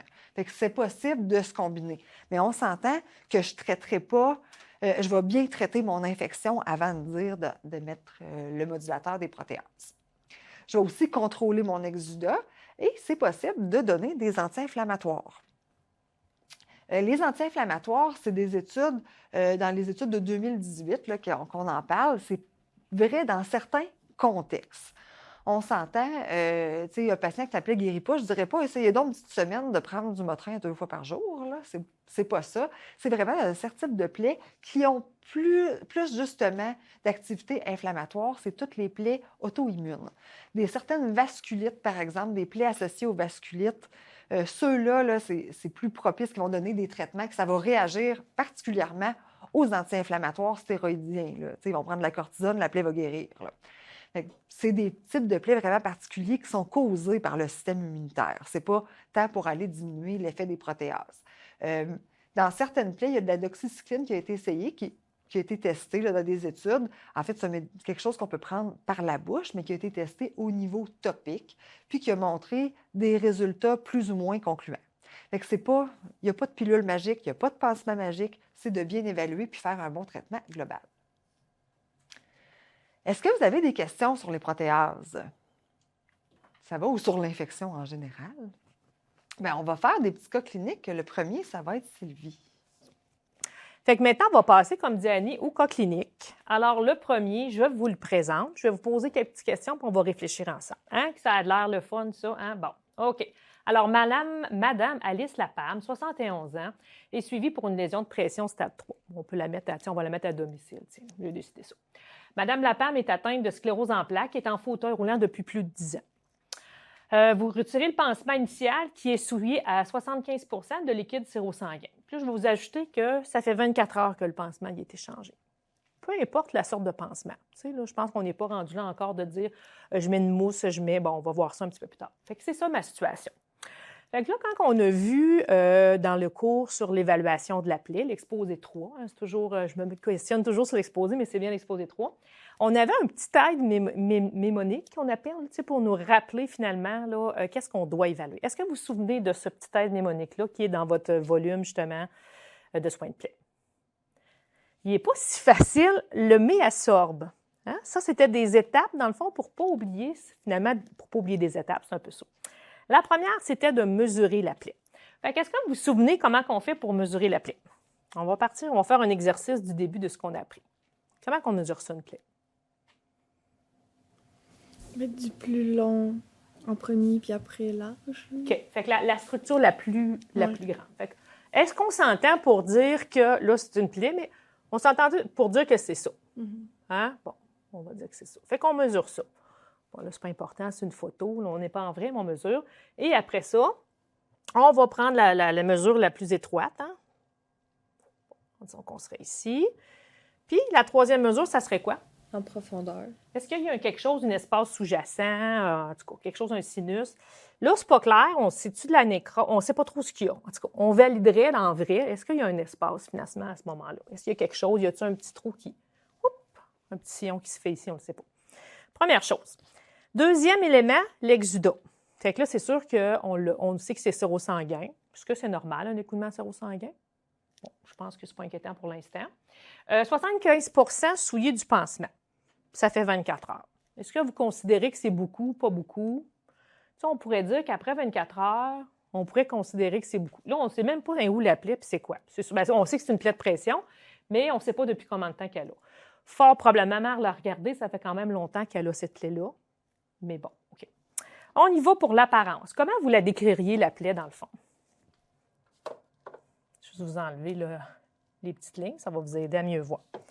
Si on parle de description comme on a fait au cours, là, je vous laisse aller. Il y a de la En nécrose pourcentage. humide. Pardon, nécrose humide, puis combien de pourcentage à peu près? 80. T'sais, on en voit ici, ici, on en voit un petit peu partout. Fait que 80 %. Là, c'est sûr que ça pourrait être un petit peu plus, un petit peu moins. Moi, je pense qu'on pourrait aller à 90, mais bon. Je pense qu'à quelque part, là, il y a un certain jeu à ce niveau-là. Fait qu'on voit de la nécrose humide, on en voit un petit peu plus, là. Peut-être même il y a une petite nécrose plus noire dans le fond, mais l'important, c'est d'identifier qu'on a de la nécrose humide. Est-ce qu'on a des petits îlots de granulation dans cette plaie-là? Est-ce qu'on dit ici? On pourrait en avoir ici, un petit peu ici. Bon, en tout cas, c'est sûr que c'est une plaie. Là. On n'en a pas bien, par exemple. Hein? Ici, c'est pas clair si c'est ça, mais bon, on dit qu'on a quelques petits îlots. Fait que là, si on compare ça, ça veut dire qu'on aurait en bas de 5 là, finalement, de la plaie. Là. Fait qu'on pourrait peut-être augmenter là, notre pourcentage à ce moment-là. Fait que des fois, on va évaluer, là, on va modifier notre évaluation. Fait que ça, c'est pour l'apparence. Y a-t-il d'autres choses que vous voyez sur cette plaie-là? Parce que quand on évalue une plaie, on n'évalue pas juste la plaie, hein, vous vous souvenez? Ben, les bords sont attachés. Les bords sont attachés. Il ne semble pas d'avoir d'espace sous-jacent. Ici, on voit qu'il y a une partie d'épithéliation qui a été faite. Hein? On voit que ça a déjà comme rapetissé un petit peu la plaie. Toujours de se reculer, on dirait que ça va mieux. Est-ce que vous voyez de l'inflammation pourtour? Quelque chose d'inquiétant là, au niveau inflammatoire? Non, Annie disait, là, ça aurait 1 à 2 cm, on n'en voit pas vraiment. Là. Très on voit léger, plus. là. Oui, exactement, un petit peu, mais vraiment pas beaucoup. Fait qu'on ne serait pas inquiet pour ça. Bon, là, on demanderait bien sûr le S pour la souffrance. Est-ce que la patiente, ça lui fait mal? Elle n'en parle pas. Elle est atteinte de sclérose en plaques, mais elle pourrait quand même avoir une certaine sensibilité. Fait qu'on on s'assure, est-ce qu'il y a de la douleur? Est-ce que vous sentez? Y a-t-il des changements, etc. Espace pathologique, on l'a dit, on n'est pas sûr, on évalue dans le centre. C'est ça. Fait que les rebords de la plaie, on en a parlé aussi. Fait qu'on a utilisé notre fameux truc mémotechnique. Ensuite, là, tantôt, on a vu qu'il fallait aussi évaluer le potentiel d'infection, le NERS, dans le fond. Fait que si on commence avec le NERS, je vais juste effacer ce que j'ai marqué déjà pour nous donner une petite chance de trouver de la place pour bien la voir. Le N. Le N, ça veut dire quoi, donc? Le premier? On va réactiver nos connaissances récentes. Ne guérit pas. Ne guérit pas. Bon. Fait que, est-ce que ça serait positif pour cette dame-là? Là, vous ne savez pas depuis quand. Mais disons qu'on se met dans un contexte, c'est une plaie de pression de stade 3, c'est une dame qui est en fauteuil roulant, qui a la sclérose en plaques. Il y a des fortes chances que ce soit une plaie qui soit chronique. Fait que là, si on serait avec la situation clinique, on aurait déjà évalué la patiente, est-ce que cette plaie guérit ou ne guérit pas? C'est sûr qu'avec le paquet de tissu dévitalisé, elle n'est pas en processus de vouloir guérir. On a parlé qu'il faut retirer tout ce tissu dévitalisé-là. Fait que c'est sûr que là, on n'a pas toutes les données cliniques, mais on pourrait se dire que c'est une plaie qui n'a pas l'air de vouloir guérir. On pourrait se donner un point pour le NERS, dans le fond, le N. Excuse-moi. Est-ce que les exudats ont augmenté? Le deuxième, c'est ça pour le E. Là, on n'a pas l'évaluation de ce qu'il y avait avant, mais on s'entend qu'on a quand même un 75 de liquide après un 24 heures d'un pansement. Fait que là, il faudrait évaluer, est-ce que la dernière fois que cette patiente-là a été évaluée par une infirmière, est-ce qu'il y avait moins, plus de sécrétion d'exudats? Fait que c'est là toute l'importance aussi de bien évaluer. Tu sais, quand Annie a dit d'utiliser une grille, c'est souvent la façon la plus facile, la plus abordable, finalement, de pouvoir comparer. Parce qu'on est obligé de lire des notes puis des référés un peu partout. Des fois, c'est plus difficile. Quand on a une belle feuille avec un suivi qui est beaucoup plus clair, on va pouvoir comparer. Fait que si le pansement était une mousse quelconque, puis il était juste souillé à 20 après 3 jours, puis on est rendu 75 après 24 heures, on s'entend que là, il y aurait plus d'exudats. Fait qu'on évaluerait ça. D pour débris. Est-ce que vous pensez qu'il y a des débris? Quand même pas mal. On a parlé 80, puis même là, à fond, on était plus dans le 90-95 Fait que ça veut dire qu'il va falloir retirer tout ce débris-là.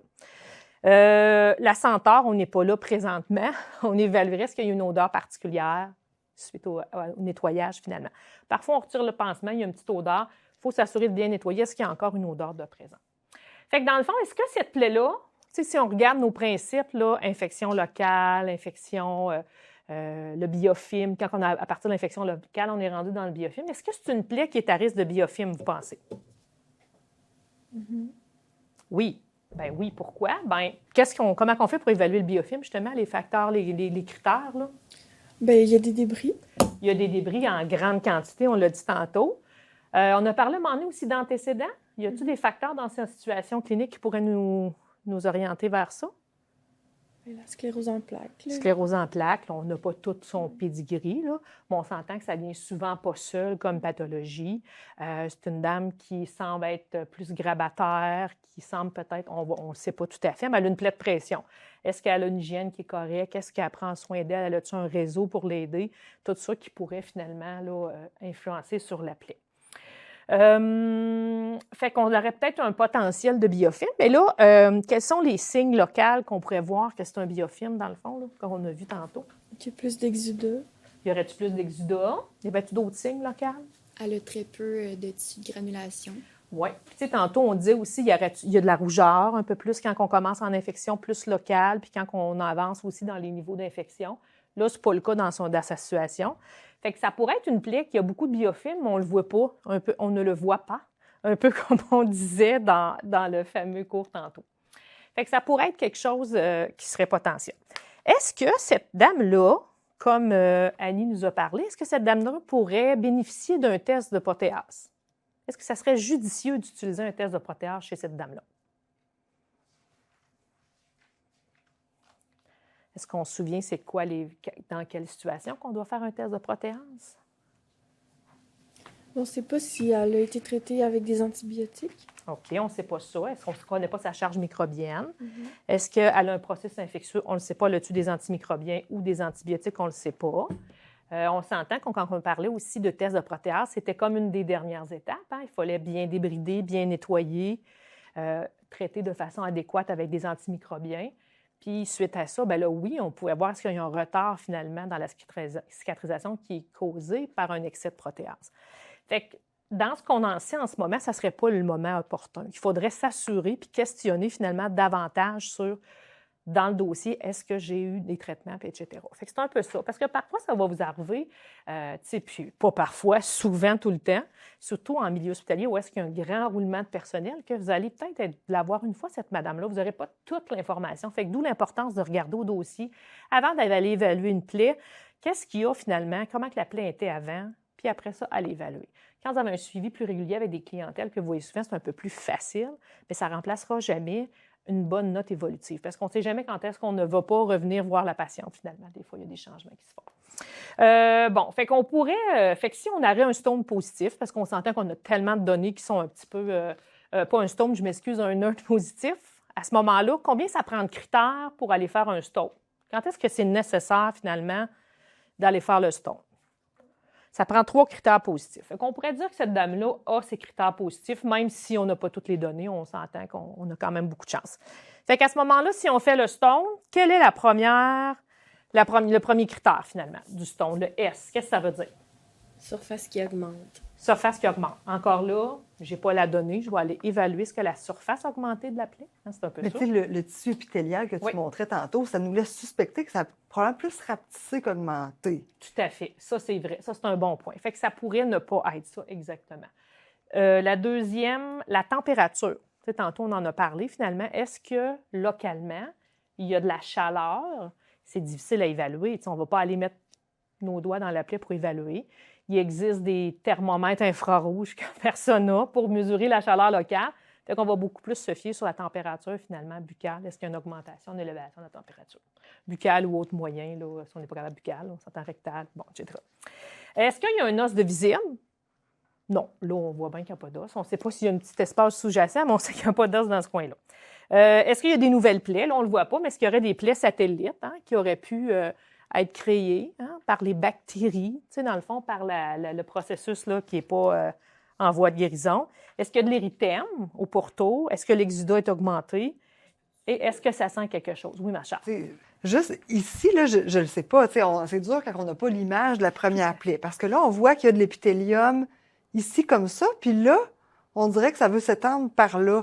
Est-ce que cette zone-là était là? Moi, je m'étais questionnée avec l'image. Tout à fait, c'est une bonne intervention. Mais en fait, on le sait. Il faut toujours comparer de ce qu'on avait avant. Quand on le voit la première fois, on ne peut pas dire oui, elle s'est étendue. Exactement. Là, puis les plaies de pression, c'est pas des plaies à l'emporte-pièce. C'est des plaies souvent diffuses. C'est pas là, comme les ulcères artériels, on va voir, qui sont beaucoup plus comme délimités.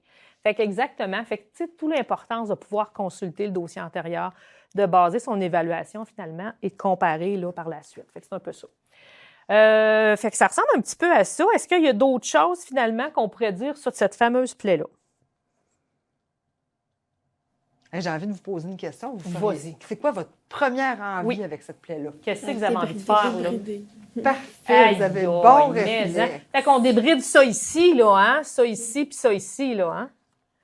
On va débrider le tissu dévitalisé, exactement. Puis comment vous allez faire ça? Tiens, on conduit sur l'idée. Là, vous êtes à domicile avec la patiente. Comment vous allez faire votre débridement? On peut commencer par irriguer. Une irrigation à forte pression, de façon adéquate. Est-ce qu'on peut faire du débridement chirurgical conservateur dans cette situation-là? Qui est de retirer les tissus qui sont comme lousses? Bien, je ne le sais pas. Peut-être que ça, c'est quelque chose de lousse qu'on pourrait aller tailler. On ne sait pas. Tu sais, là, on s'entend que là, on ne voit pas bien la photo, là, mais on pourrait faire ça également. Fait que c'est ça. Ça ressemble un petit peu à ça. Y a-t-il d'autres choses, d'autres interventions? Parce que là, on parle de la plaie, mais tu sais, autour de la plaie, il y a comme... Là, c'est une plaie de pression au siège. Fait qu'il y a comme des fesses, un corps, une madame. Qu'est-ce qu'on fait comme intervention? Comment qu'on prend en charge cette dame-là qui est dans un contexte de domicile? Qu'est-ce qu'on fait donc pour aider là, à ce niveau-là? Au-delà de tous nos pansements qu'on fait de notre évaluation. Les changements de position. Oui. On pourrait peut-être commencer, étant donné que c'est une madame qui, ça fait 10 ans qu'elle a le sclérose en plaques, elle a des connaissances, des compétences. Là. Comment vous avez fait toutes ces années-là pour ne pas avoir de plaie de pression? Tu sais, des fois, ça fait du bien d'entendre quelque chose de positif, d'amener le fait, peut-être qu'elle va dire, bien, c'est pas ma première, mais c'est vrai que j'ai été chanceuse. Tu sais, des fois, ça ouvre la porte. Tu sais, parfois, c'est important de ne pas seulement questionner comme Colombo. Le Colombo, non, en fait, c'est important de questionner, mais d'utiliser des fois les techniques de Colombo, au contraire. Tu sais, d'y aller un petit peu par en arrière, puis d'amener ça. Vous êtes chanceuse. Comment vous avez fait toutes ces années-là? Ah, bien, moi, j'ai trouvé ça très important de faire mes changements de position. Puis pour moi, c'était primordial. Puis tu sais, j'ai toujours ma douche le matin, puis je prends toujours le petit savon. Fait que là, elle va tout vous raconter comment elle fait pour ne pas avoir de plaie. Ça, c'est première information. Fait que vous entendez, dans le fond, quelqu'un qui est motivé, qui ne veut pas avoir de plaie, qui est conscient des risques qu'elle a dans sa condition. Bon. Avez-vous un réseau? Vous avez fait ça tout seul. Ah, là, vous allez entendre parler du réseau. Fait que vous êtes capable d'évaluer au-delà de juste la plaie sans dire, tu sais, comment vous faites vos soins. Tu sais. Fait que c'est une façon d'obtenir de l'information qui va vous permettre d'aller piger des petits éléments pour venir planifier aussi d'autres choses. Là, peut-être qu'elle va vous dire aussi, bien, ça a tout le temps bien été, mais là, ça fait une couple de mois, là. Tu sais, j'avais un chum avant, puis on s'est séparés. Fait que là, je suis seule à la maison, fait que j'ai moins d'aide. Ah! Qu'est-ce qu'on pourrait faire pour elle à ce moment-là? Est-ce qu'on peut aller obtenir de l'aide à domicile pour des auxiliaires familiales, trouver des façons de faire pour l'aider dans son quotidien? Parce que même si nous, on a des façons, des techniques, puis lui dire de se mobiliser, est-ce qu'elle a les moyens pour le faire? Est-ce qu'elle est motivée aussi? C'est une façon d'aller tester la motivation parce que la dame peut vous dire « ça donne rien, moi mourir pareil, j'ai la sclérose en plaques ». Là, on fait quoi avec ça, tu sais? Qu'est-ce qu'on fait justement avec ça? On lui explique, là, bon, il faut changer de position. De toute façon, je vais mourir. Fait que, qu'est-ce que tu ferais, toi, Alice? Quelqu'un qui dit ça, je vais mourir pareil, puis, garde, c'est pas grave, même si je n'ai pas des belles fesses, j'en veux plus de chat. Ben, je commencerais par travailler plus avec elle, d'y trouver une raison de pourquoi poursuivre les traitements, tout ça, avant d'instaurer un plan de traitement. Okay. Fait que tu regarderais peut-être avec elle, qu'est-ce qu'elle voudrait travailler, peut-être? Tu sais, des fois. Parce que, tu sais, on a notre plan dans notre tête. Moi, j'ai tout mon plan en ce moment, là, tu sais, les changements de position, la clope d'incontinence, puis tu sais, j'ai tout ça, là. Sur quoi vous seriez prête à travailler? Quel élément qui serait plus facile pour vous? Puis de lui dire, tu sais, je comprends, j'entends. Ce que j'entends, c'est que c'est pas évident puis c'est pas facile. En avez-vous déjà parlé de cette situation-là? Je le sais que quand on a ce type de maladie-là, on se sent un peu démuni parce qu'on ne sait pas quand est-ce que notre tour va arriver. C'est une maladie qui doit être imprévisible, ça doit être choquant. Fait que, tu sais, d'aller dans les émotions aussi, comment qu'elle se sent. Parce que souvent, dans des maladies chroniques comme ça, les gens vont souvent se faire reprocher ce qu'ils ne font pas comme il faut.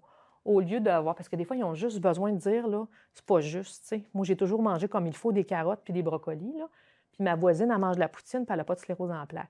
Tu sais, c'est peut-être ça que vous allez entendre. Fait que d'aller essayer de déconstruire finalement un peu. Fait que la laisser verbaliser, y offrir la chance. Tu sais, vous êtes seul à la domicile, vous avez 71 ans, je vous trouve bonne. Vous devez trouver ça dur, par exemple, des fois. Fait que là, d'ouvrir la porte. Fait que, tu sais, au-delà de toute l'évaluation, parce que, comme on dit depuis tantôt, on dit tout le temps les pansements à 3 millions, là, il n'y en a pas, mais c'est une expression. Bien, si on ne fait pas tout ce travail-là de support psychosocial, d'aide à domicile, d'encouragement, puis de valoriser la madame dans ses réussites, parce qu'elle est bien meilleure que moi en sclérose en plaques, cette madame-là. Peut-être que j'ai plus de connaissances sur le processus inflammatoire, puis le biofilm, puis comment que les protéases interagissent, mais sans tout le reste, ça n'a comme pas de sens un peu. C'est un peu le contexte. C'est la chance qu'on a quand on intervient à domicile, d'avoir le contexte, la chance et la malchance, parce qu'ils ont moins de soins. Tu sais, à l'hôpital, il y a plus d'encadrement préposé, la nutritionniste. Tu sais, c'est un peu ça. Fait que c'est un peu ça notre situation clinique. Est-ce que vous aviez d'autres éléments que vous aimeriez aborder par rapport à Madame Lapalme, que j'avais oublié son nom? Fait qu'on va passer à la deuxième situation avec Annie. Alors, on va faire un autre cas clinique. Là, vous avez un patient qui s'appelle M. Albert Moisan. Il a 66 ans. Il est suivi à la suite d'une morsure de chien à la cuisse gauche il y a 8 semaines. Ça fait quand même un certain temps. Fait qu'au départ, la plaie était suturée. Il y a eu un problème d'infection. À l'infection, des fois, ce que ça va faire dans les plaies suturées ou chirurgicales, ça va faire une déhiscence de plaie. Donc, la plaie, elle a ouvert. On le voit bien que là, elle n'était pas comme ça qu'ils l'ont suturée, c'est sûr. Il y a eu un traitement antimicrobien et antibiotique. Ça fait 8 jours que ce traitement-là est terminé. Donc, vous avez ici les informations un peu sur la plaie. Il y a une mesure de la plaie qui a été prise. Donc, moi, je vais le mettre en bleu parce que là, la plaie est pas mal rouge. On ne verra pas bien. Ici, ça mesure 22 cm. Et ici, 7 cm. Là, on peut l'écrire, l'acronyme. Là. Ah, bonne idée. Tiens. Parce que malgré le fait que ce soit des acronymes, à chaque fois, moi, il faut que je l'écrive sur un petit papier pour m'en souvenir. C'est ça. C'est pour nous aider justement à se rappeler. Puis c'est pas nécessairement un ordre logique là, pour le faire, mais ça nous aide à rien oublier. Fait que là, l'écoulement, il est séreux. 15 du pansement qui est en place. Il n'y a pas d'odeur. Le monsieur, après ça, c'est l'apparence de la plaie. Comment vous décririez cette plaie-là? Je vais effacer mes petites lignes bleues. Si on commence, quel type de tissu vous voyez dans cette plaie-là? Granulation. On dirait qu'il y a un peu de nécrose humide, là, des petits jaunes. C'est dur à dire, mais... Oui, bien ici, hein? Ouais. Là, il y en a, tu sais. Il y en a un petit peu là. Ici, qui semble s'en aller par là, ici. Fait que là, c'est important, il faut que je dise lequel est de la fibrine, lequel est de... Ah, c'est très important. Il faut vraiment reconnaître la fibrine, du tissu dévitalisé, du tissu nécrotique. Hein, on l'a dit, c'est la nécrose humide, et voilà. Fait que oui, j'ai aussi, tu sais, il semble en avoir un petit peu ici aussi, là. On dirait qu'il y a une petite lésion satellite dans le haut aussi, c'est moi qui... Ou ben non, c'est Ici? juste sale plus haut en haut, là. Je ne veux pas avancer, là, mais dans la pointe, là, dans le haut, on dirait que c'est jaune. Là. Ici. Mais peut-être que c'est juste mal nettoyé. C'est une photo. Oui, c'est ça. On n'a pas l'histoire non plus, souvent avec des photos, là.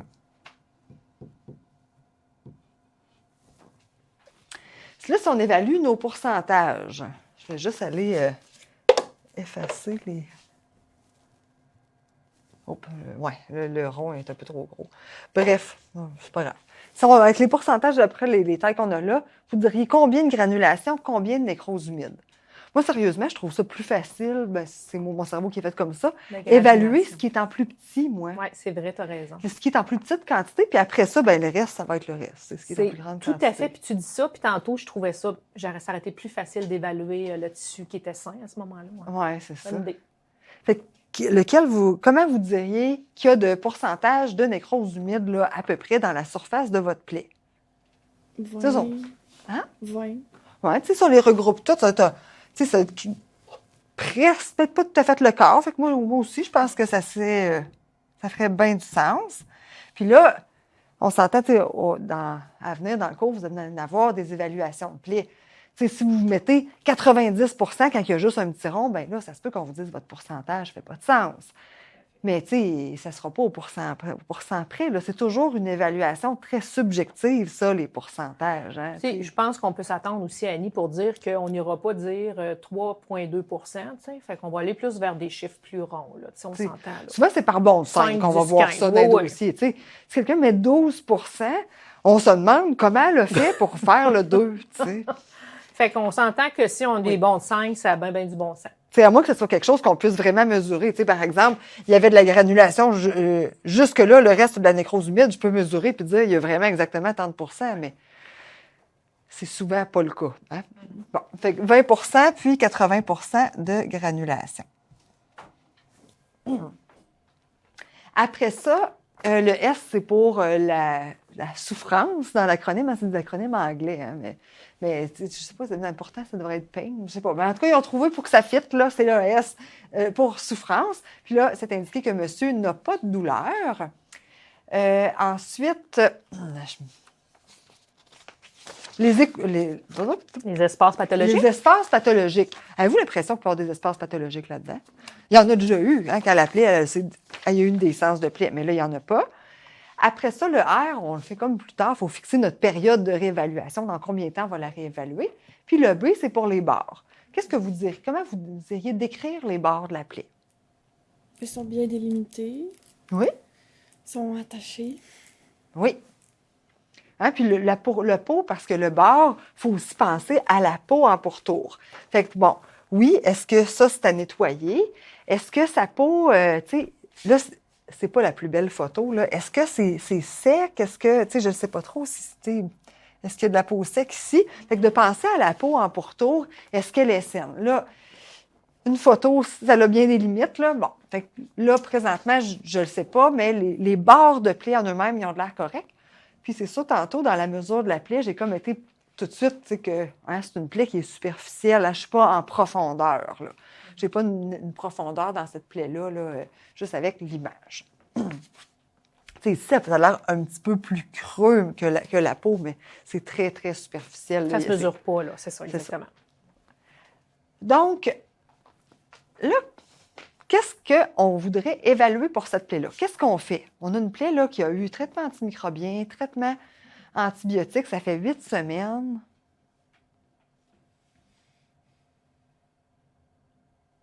Qu'est-ce que vous auriez envie de faire avec cette plaie-là? Qu'est-ce qui vous vient en tête? Ben, un pansement ou un gel ou quelque chose pour enlever la nécrose. Fait que, peu importe, c'est sûr qu'on n'a pas encore vu les produits. Mais ce qu'on veut, c'est finir de nettoyer ce qui est là. Hein? C'est sûr qu'on veut toujours que notre plaie soit toute propre avant de dire qu'on va passer à d'autres étapes. Tu sais, là, c'est sûr que là, on a vraiment une histoire de plaie qui stagne, qu'elle a eu tous les traitements appropriés. Il reste encore 20 de nécrose humide. Tu sais, on ne veut pas que ça ne se refermera pas là-dessus. C'est sûr qu'après coup, il faut que je garde en tête, ça, c'est une plaie. Tu sais, je vais la nettoyer, d'aller vérifier peut-être qu'il y a des choses qui peuvent se détacher là-dedans. Sinon, un pansement avec, on va voir des types de pansements pour avoir une humidité optimale, puis rajouter du gel, comme tu as dit, mais on veut vraiment favoriser le débridement autolytique. Hein? C'est une plaie qui devrait être en voie de guérison, puis qui est quand même assez relativement propre. Une autre information qui pourrait m'aider, c'est l'apparence de la plaie, la granulation. Est-ce que ça commence à progresser?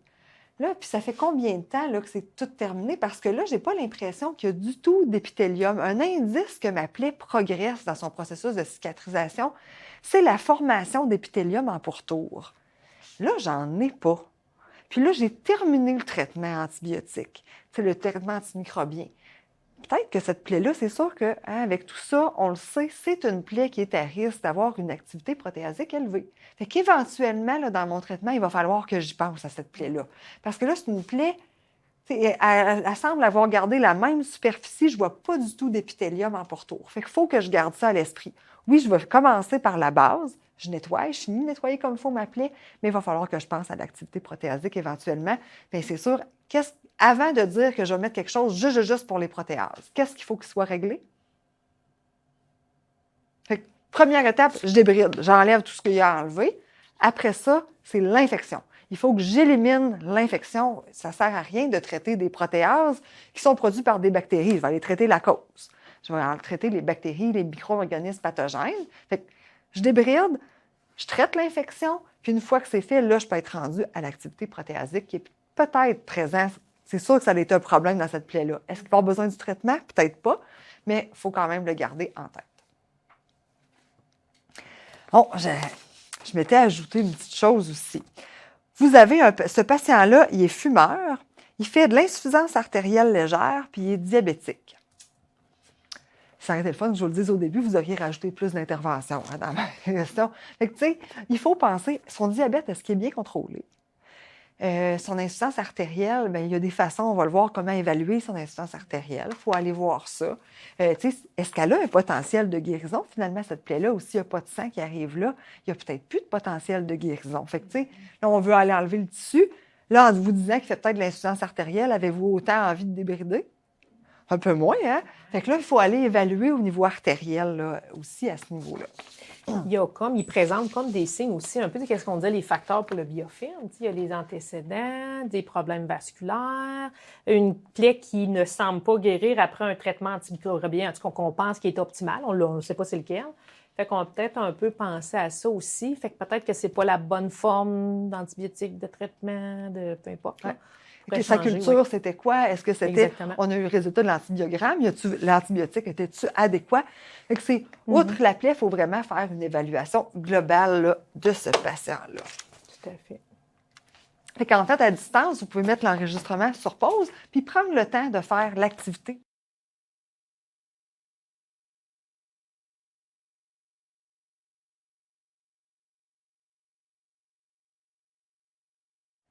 Fait qu'on va regarder la situation ensemble, fait qu'on va noter sur la plaie les mesures qui étaient données là, dans le livre.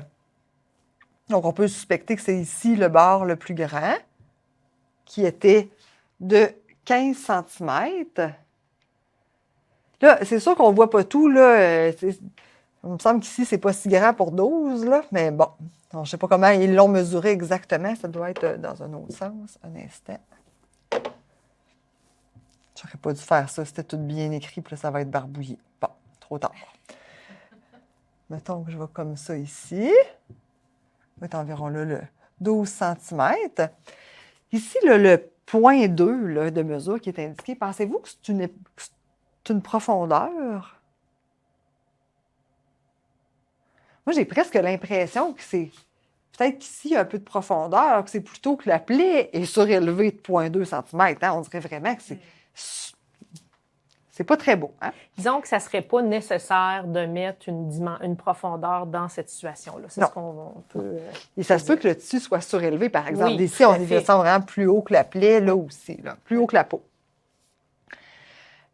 Puis, celle-là est de 9, puis comme ça, dans ce sens-là, 5 cm.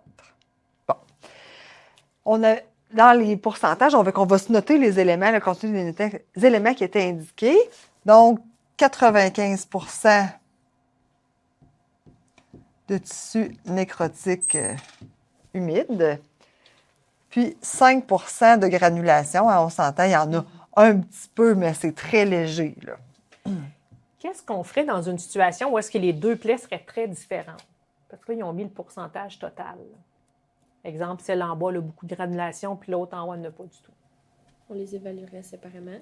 Oui, parfois, ça peut être intéressant de dire, bon, plaie 1, on mesure tel pourcentage, plaie 2. Là, dans cette situation-là, ça se ressemble quand même, là, mais souvent, on va voir ça, les deux plaies séparées, puis on va vraiment mettre les pourcentages pour chacune des sections. Puis, c'est sûr que il faut que j'identifie de toute façon mes plaies, savoir laquelle avec quelle mesure. Fait qu'on va les numéroter, nos plaies. Il faut juste être important dans souvent les grilles d'évaluation de plaies, il y a un dessin corporel, là, comme on a vu dans un cours. Bien, on va le dessiner et dire laquelle c'est la 1, laquelle est la 2. Bon, les bords de plaie qui étaient attachés diffus, qu'il y avait de la macération, de l'œdème à godet, puis un pansement qui était saturé complètement avec une douleur qui était augmentée. C'était les informations. Fait que la première question, c'était de comment vous faites la culture de plaie sur cette plaie-là? C'est quoi la fameuse technique de Levine? Une première étape. Nettoyer. Nettoyer. Je nettoie ma plaie. S'il y a quelque chose qui se détache, je peux aller le détacher, retirer le tissu. Ici, là, ça semble bien attaché, hein, les bords, là. Je ne suis pas sûre qu'on est capable de tirer là-dessus, là. Ça va saigner, là. Fait que bon. On a bien nettoyé notre plaie. Après ça, c'est quel endroit vous choisissez pour faire votre culture? Où est-ce qu'il y a de la granulation? Là? On dirait qu'il y en a un petit peu dans le bas, là, proche du talon. Tu sais, il y a là, ici, qui semble en avoir un petit peu. Il faut que j'essaye d'avoir 1 cm² là, de tissu sain, puis d'aller le prendre à cet endroit-là. Là, je veux le prendre sur du tissu sain, pas sur le tissu dévitalisé, que oui, c'est sûr qu'il peut être contaminé par un paquet de bactéries. Mais ce que je veux avoir, c'est le tissu, des présences de bactéries, pour une infection locale dans ma plaie. Après ça, qu'est-ce que je fais?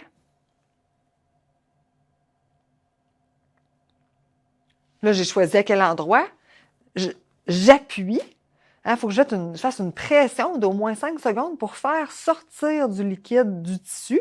Puis après ça, je vais faire ma rotation de 360 degrés pour aller prélever ce liquide-là. C'est pour ça que ça va causer de la douleur. La madame, il faut y avoir dit qu'elle va avoir de la douleur. Puis, mon spécimen, là, vous êtes à domicile. Puis des fois, c'est une question qu'on a où, même vous êtes en milieu hospitalier, vous travaillez de soir, la fille du laboratoire est partie souper. On a combien de temps pour la porter au laboratoire? 4 heures. En dedans de 4 heures, il faut qu'il ait fini là, de le mettre sur le plat pétri. Fait qu'il faut au moins leur laisser le temps aussi de le faire. Là, c'est ça. Fait que souvent, on va dire en dedans de 2 heures, il faut l'avoir acheminé parce qu'eux autres aussi peuvent avoir du délai.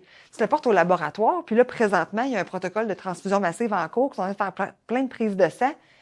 Mais là, ça se peut qu'il y ait un délai qu'elle ne puisse pas tout de suite l'ensemencer, votre échantillon. T'sais.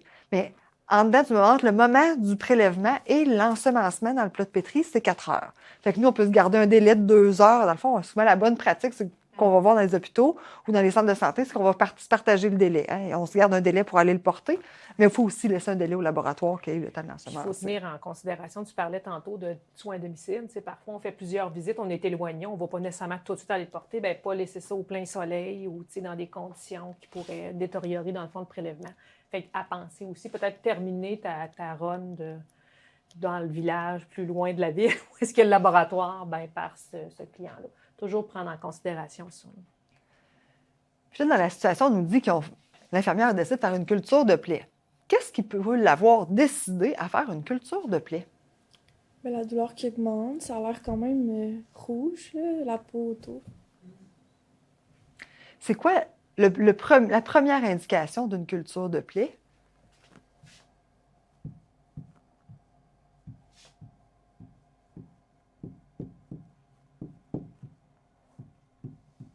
Le fameux Stones positif. Hein, c'est que là, je vais dépasser l'infection locale de ma plaie. Une infection locale, je peux le prendre en charge par des antimicrobiens. Fait que si l'infirmière a pensé à aller faire ça, c'est que là, je suspecte une infection qui est plus profonde.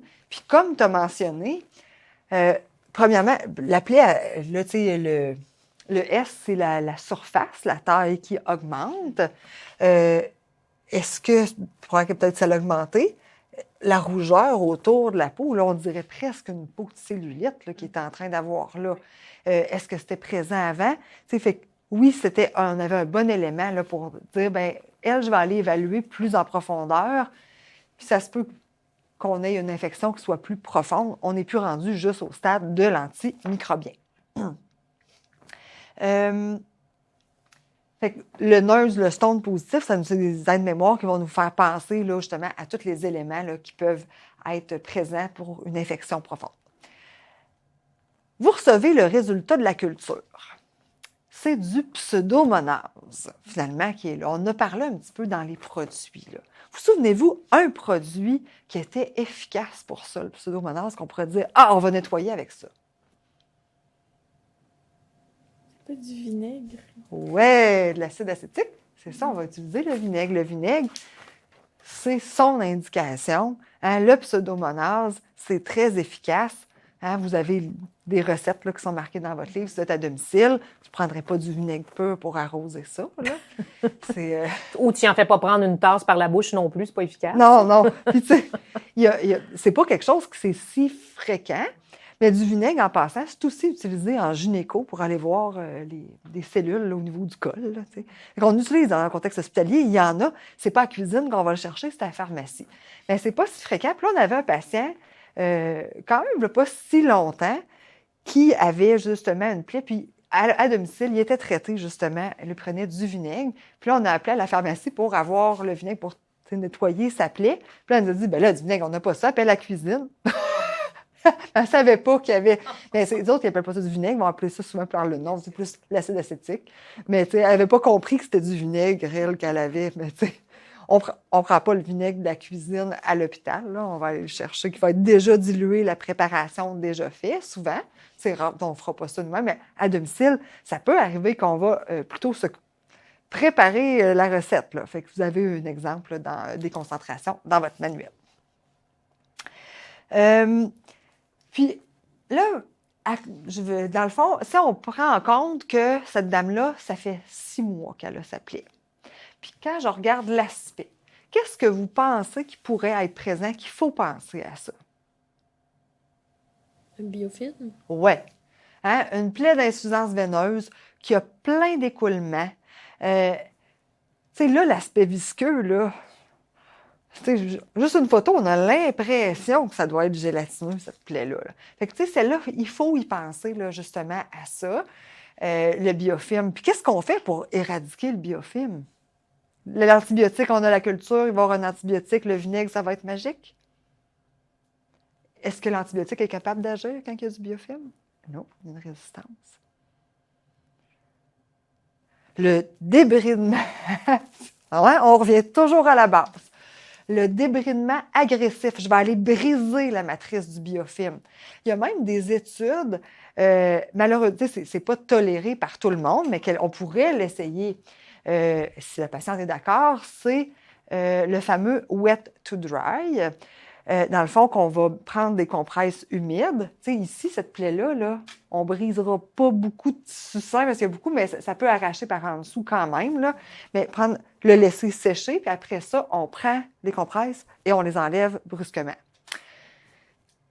C'est sûr que ça va faire mal. C'est sûr que ça ne sera pas confortable, on s'entend. Mais ça peut être une façon d'éliminer le biofilm. C'est reconnu comme efficace dans les études. Ça revient avant, on faisait ça beaucoup. Et là, c'était parti là, de la pratique, c'est très douloureux, mais ça revient. Parce que le biofilm, c'est dur à briser, puis ce qu'il faut, c'est vraiment briser la surface de biofilm pour réussir à mettre notre antimicrobien puis réussir à traiter. Avais-tu d'autres choses, toi, sur cette plaie-là, que tu aurais En aimé fait, ce dire? que je voulais peut-être mentionner, c'est qu'étant donné que c'est des ulcères veneux, c'est des ulcères qui ne sont pas profonds, c'est plus difficile même pour le chirurgien d'aller retirer. C'est quand même pas facile. Quand on voit les cas cliniques, où est-ce qu'on a l'ulcère de pression, on voit qu'il y a une grosse quantité de tissu à enlever, puis il me semble que ça va bien aller. C'est un petit peu plus difficile aussi, le débridement des ulcères veneux, parce que c'est pas profond, c'est très superficiel habituellement. Là. Fait que c'est un peu ça. On va facilement aller briser en dessous, C'est là, ça. tu sais, le tissu simple. Encore, c'est tout le temps la balance risque. Puis, si on fait rien, ça sera pas mieux. Fait que, oui, on va l'en briser, mais il faut faire quelque chose. Puis comme tu mentionnais, c'est un ulcère veineux. Oui. Il y a d'autres choses à traiter. On va le voir dans les autres cours, mais il y a plein d'autres interventions pour l'ulcère veineux là, Tout à fait. à mettre en place. Je pense que c'est Fait que si vous voulez aller un petit peu plus loin, sur Moodle, vous allez retrouver les meilleures pratiques là, de Wound Infection, International Wound Infection Institute, le IWI, un bel acronyme. Bon. Fait que, il y a un document qui est très intéressant. J'ai aussi déposé celui sur les protéases là, qu'on a vu tantôt dans le cours. Mais je vous ai également déposé le document de l'INES sur la culture de plaie, qui va vraiment bien dire les indications. C'est un document d'1 ou 2 pages, c'est très clair. Donc, il est aussi très intéressant là, pour vraiment mettre bien les balises. C'est quand je fais ma culture de plaie. Donc, ça termine le cours sur l'infection. Si vous n'avez pas des questions, ça va? Avez-vous des cas cliniques à partager que vous avez déjà vus, qu'on pourrait discuter de situations? Parce que souvent, en milieu clinique, on va rencontrer des situations, des plaies qui vont avoir des traitements, des chirurgiens qui sont dans le dossier. Fait que, de voir un peu, y a-t-il des situations que vous avez vues ou remarqué des pratiques qui étaient bonnes ou pas bonnes? Ou, Ben, on a un patient qui a une grosse plaie au siège qui est arrivée, puis de la grosse nécrose noire là, qu'il y avait dedans. Puis, en fait, c'est le chirurgien là, qui le prend en charge parce que je sais même pas qu'est-ce qu'on aurait à faire avec ça. Là, présentement, il y a un vac. Puis, au début, ça n'a pas marché. Là, ils l'ont réessayé, ils ont redébridé. Fait mais, tu sais, les plaies, ils font juste grossir et grossir, là. Et le monsieur, il se tourne de ses côtés, mais là, il développe des plaies aux hanches. Fait que là, c'est comme... Ouais. Puis, tu sais, quand tu parles d'une grosse croûte noire, sèche, c'est qu'on ne sait pas ce qu'il y a en dessous de tout ça. Hein? On parle souvent de les fameux effets de cône. Hein? Il y a comme la visibilité, ce qu'on voit. Puis souvent, les dommages tissulaires sont beaucoup plus larges en dessous. Hein? Fait que c'est sûr que nous, comme infirmières, on n'ira pas dire, regarde, on va enlever toute la croûte noire. Puis c'est sûr qu'il faut faire intervenir à ce moment-là un chirurgien parce qu'avec notre bon vouloir puis notre hydrogel, là, on ne viendra pas à bout de débrider complètement. Puis ce qu'il faut penser dans ces situations-là, c'est toujours, on l'a vu un peu, mais on va le voir beaucoup dans les ulcères de pression, le potentiel de cicatrisation. Avant de commencer à intervenir, est-ce qu'il y a un potentiel? Est-ce que c'est une condition terminale? Est-ce que c'est un patient qui est bien, qui a une bonne perfusion tissulaire? Est-ce que c'est un patient aussi qui va collaborer? Puis il va avoir, c'est tout ça en lien avec ça, parce que parfois, on veut intervenir à tout prix, mais est-ce que le patient va être en mesure de collaborer puis de suivre les traitements aussi par la suite? Il y a tout ce genre de... Tout ça, il faut penser, ça ne veut pas dire qu'on les abandonne, qu'on ne fait rien, là, mais avant d'intervenir dans ces situations-là. Puis, tu sais, quand on parle aussi du patient, il faut que le patient aussi participe aux soins. Tu disais, il se tourne de côté, mais il faisait quoi à la maison? C'était quoi? C'est son aide à domicile. Est-ce qu'il est motivé à vouloir guérir ou il se dit, garde, c'est pas grave, moi, je la sens pas pareil. Je ne sais pas la situation, s'il était paraplégique ou peu importe, là. Mais tu sais, c'est de toute la prise en charge du patient. Il faut que le patient comprenne qu'il fait partie prenante du traitement, que si lui n'est pas dans notre équipe, on ne pourra pas travailler ensemble puis on ne pourra pas réussir à guérir la plaie. Parce que ça, on fait souvent ça. Les patients ne veulent pas s'impliquer, puis on intervient, puis on dit, ben là, vous savez, vous devez. Il veut quoi, le patient, lui? Fait qu'on va partir de ça, puis on va être en mesure de travailler peut-être sur le psychosocial, le soutien, puis son engagement, avant d'aller débrider. Puis là, après ça, un coup, on fait quoi avec ça? Si le patient ne veut pas poursuivre, c'est un peu tout ça qu'il faut prendre en compte. Fait que finalement, la situation, c'est... Oui, ouais, c'est un peu difficile. Là, c'est dur parce qu'il y a de la douleur partout. Fait que se tourner, c'est laborieux à toutes les fois. Là, il a comme développé un peu un délirium sur ses narcotiques parce que là, ça lui fait bien mal. Fait que là, c'est comme... essayer de tout traiter ça en même temps. Mais c'est intéressant ce que tu Ben, soulignes mais parce que hein. c'est un ensemble. Tu sais, puis là, Tout on à va en fait. parler. Il y a des choses dans les surfaces d'appui qui pourraient aider, des choses Tout pour à fait. prévenir. Mais si on met les meilleures choses, puis que le patient il est cachexique, dénutri, bien là, Exactement. la peau n'a pas la même résistance. Tu sais. Tu sais, puis qu'on n'a pas les bons outils de, comme tu dis, des surfaces, quelque chose pour aider, parce que s'il est dans un lit standard à l'hôpital, là, ça va Non, pas il y a bien. là. déjà OK, bon. un matelas. Je Il y sais a pas trop Total c'est lequel, Care. là. Celui qui est tout en air, là, il y a le Total Ouais. Care. Ouais, Oui, c'est ça l'heure qui- à 10 minutes. Tout à fait. Ouais. Tout à Il fait. y a des coussins pour l'aider à rester tourné. Je sais qu'ils ont commandé des Mipilex Border pour mettre sur ses hanches, pour faire plus comme des coussins. Puis quand tu me dis ça, moi, ce que j'entends, c'est que ça fait combien de temps qu'il est à l'hôpital, le patient? Combien de temps qu'il va rester à l'hôpital? Tu sais, toute la motivation, le découragement, tu sais, c'est sans fin, là. Tu as une plaie de pression, tu rentres pour ça, tu tournes sur le côté, tu as une plaie à hanche. Puis... Fait qu'à un moment donné, les patients, il en arrive aussi un moment où est-ce qu'ils pensent que ça ne marchera plus puis ça ne guérira jamais. Fait qu'il y a comme un découragement. Puis souvent, tu sais, c'est normal, dans notre pratique, on est plus centré sur le soin de plaie. Oui, le patient est là, mais tu sais, il faut toujours revenir à, tu sais, c'est quoi son vécu? Y a-tu déjà été hospitalisé? Est-ce que c'est un patient qui a déjà eu des greffes? Parce que, tu sais, les patients, parfois, je ne sais pas la situation, s'il est paraplégique, bien, parfois, il y a eu des épisodes de greffe qui nécessitent des hospitalisations puis de l'alitement hyper prolongé. Est-ce que c'est tentant? Tu sais, déjà que tu es en fauteuil roulant, tu sais que tu vas te taper une période peut-être d'1 mois, 2 mois, tout dépendant là, des pratiques, là, ou est-ce que tu ne pourras pas finalement aller dans ton fauteuil roulant? Fait que, tu sais, il y a comme un genre de cercle vicieux des fois que les patients sont pris. Là en plus, la douleur, il prend des médicaments, tu sais, c'est ça. Est-ce qu'il y a une possibilité de retour à domicile? Tu sais, c'est ça. Est-ce que c'est ça? Y a-t-il une perte d'espoir chez ce patient-là, tu sais, qui est... Il Il faut a pas déjà attendre. abaissé son NIT. Comment? Il a déjà abaissé son NIT. OK. T'sais. Fait que, tu sais, c'est ça. Fait que souvent, tu sais, je pense qu'il y a des bonnes discussions qu'il faut avoir avec les patients, tout dépendant de la situation, l'âge, tout ça, c'est qu'est-ce qu'il veut puis comment on peut l'aider un peu, là. Ouais, j'ai eu une situation que c'est très Ouais, semblable à toi, que j'imagine. le patient il était retrouvé dans son lit. Puis moi, quand il est arrivé avec les ambulanciers, je ne l'ai pas reconnu sur sa carte d'assurance maladie. C'est un monsieur qui s'était séparé.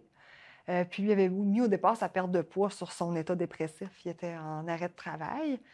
Et il y avait son dos, c'était une plaie de pression. Là. Tu sais, il y en avait sur les omoplates. Puis il avait dû perdre 150 livres en dedans de 6 mois. Mais finalement, c'était un cancer finalement, après les scans et tout ça, puis il est arrivé, il était en sepsis. Là. C'était pas un monsieur, c'est dans la cinquantaine ou début soixantaine, là, qu'il était jeune. Puis là, il a fait des incontinences, il était rendu faible, il restait couché dans son lit, puis là, ses plaies étaient toutes infectées. Il est décédé quelques jours plus tard, là, finalement, de ça. Il n'a pas voulu de soins, là. Mais c'est dans le contexte que là, on t'annonce un cancer, puis tout ça, là, puis...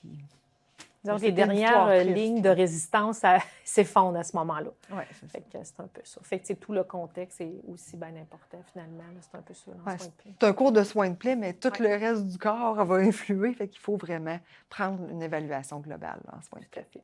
fait. Fait que c'est intéressant. Puis je pense que chacune des étudiantes, peut-être même à domicile, vous avez des situations comme Annie qui se ressemblaient.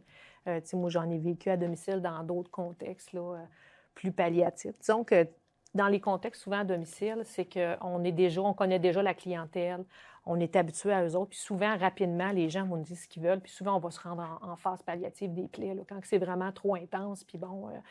fait que, tu sais, il y a moins cet acharnement, je ne veux pas dire acharnement, mais il y a moins ce souci-là, tu sais, de vouloir à tout prix, tu sais, qu'on finit, tu sais, rapidement, on connaît notre patient, puis on se dit, bon, bien, regarde, on va s'asseoir ensemble, puis on va essayer de trouver une façon de passer au travers de façon le plus... Si moi, mon objectif, c'est de guérir un ulcère veineux, moi, je veux vraiment l'apporter à la guérison, je veux que ça guérisse, mais que la dame, elle, est rendue, où qu'elle est rendue, là, elle ne veut pas les porter, les bas supports. Elle ne veut pas porter de système de compression.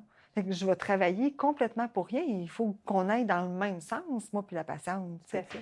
Puis parfois, derrière, des fois, la désobéissance des patients, il peut se cacher des choses. Tu sais, il y a des patients à domicile, système de compression. Tu sais, on sait très bien qu'on met un système de compression. Il faut que les jambes soient surélevées avant. On ne peut pas mettre ça là, quand tu marches, puis je t'ai mets là.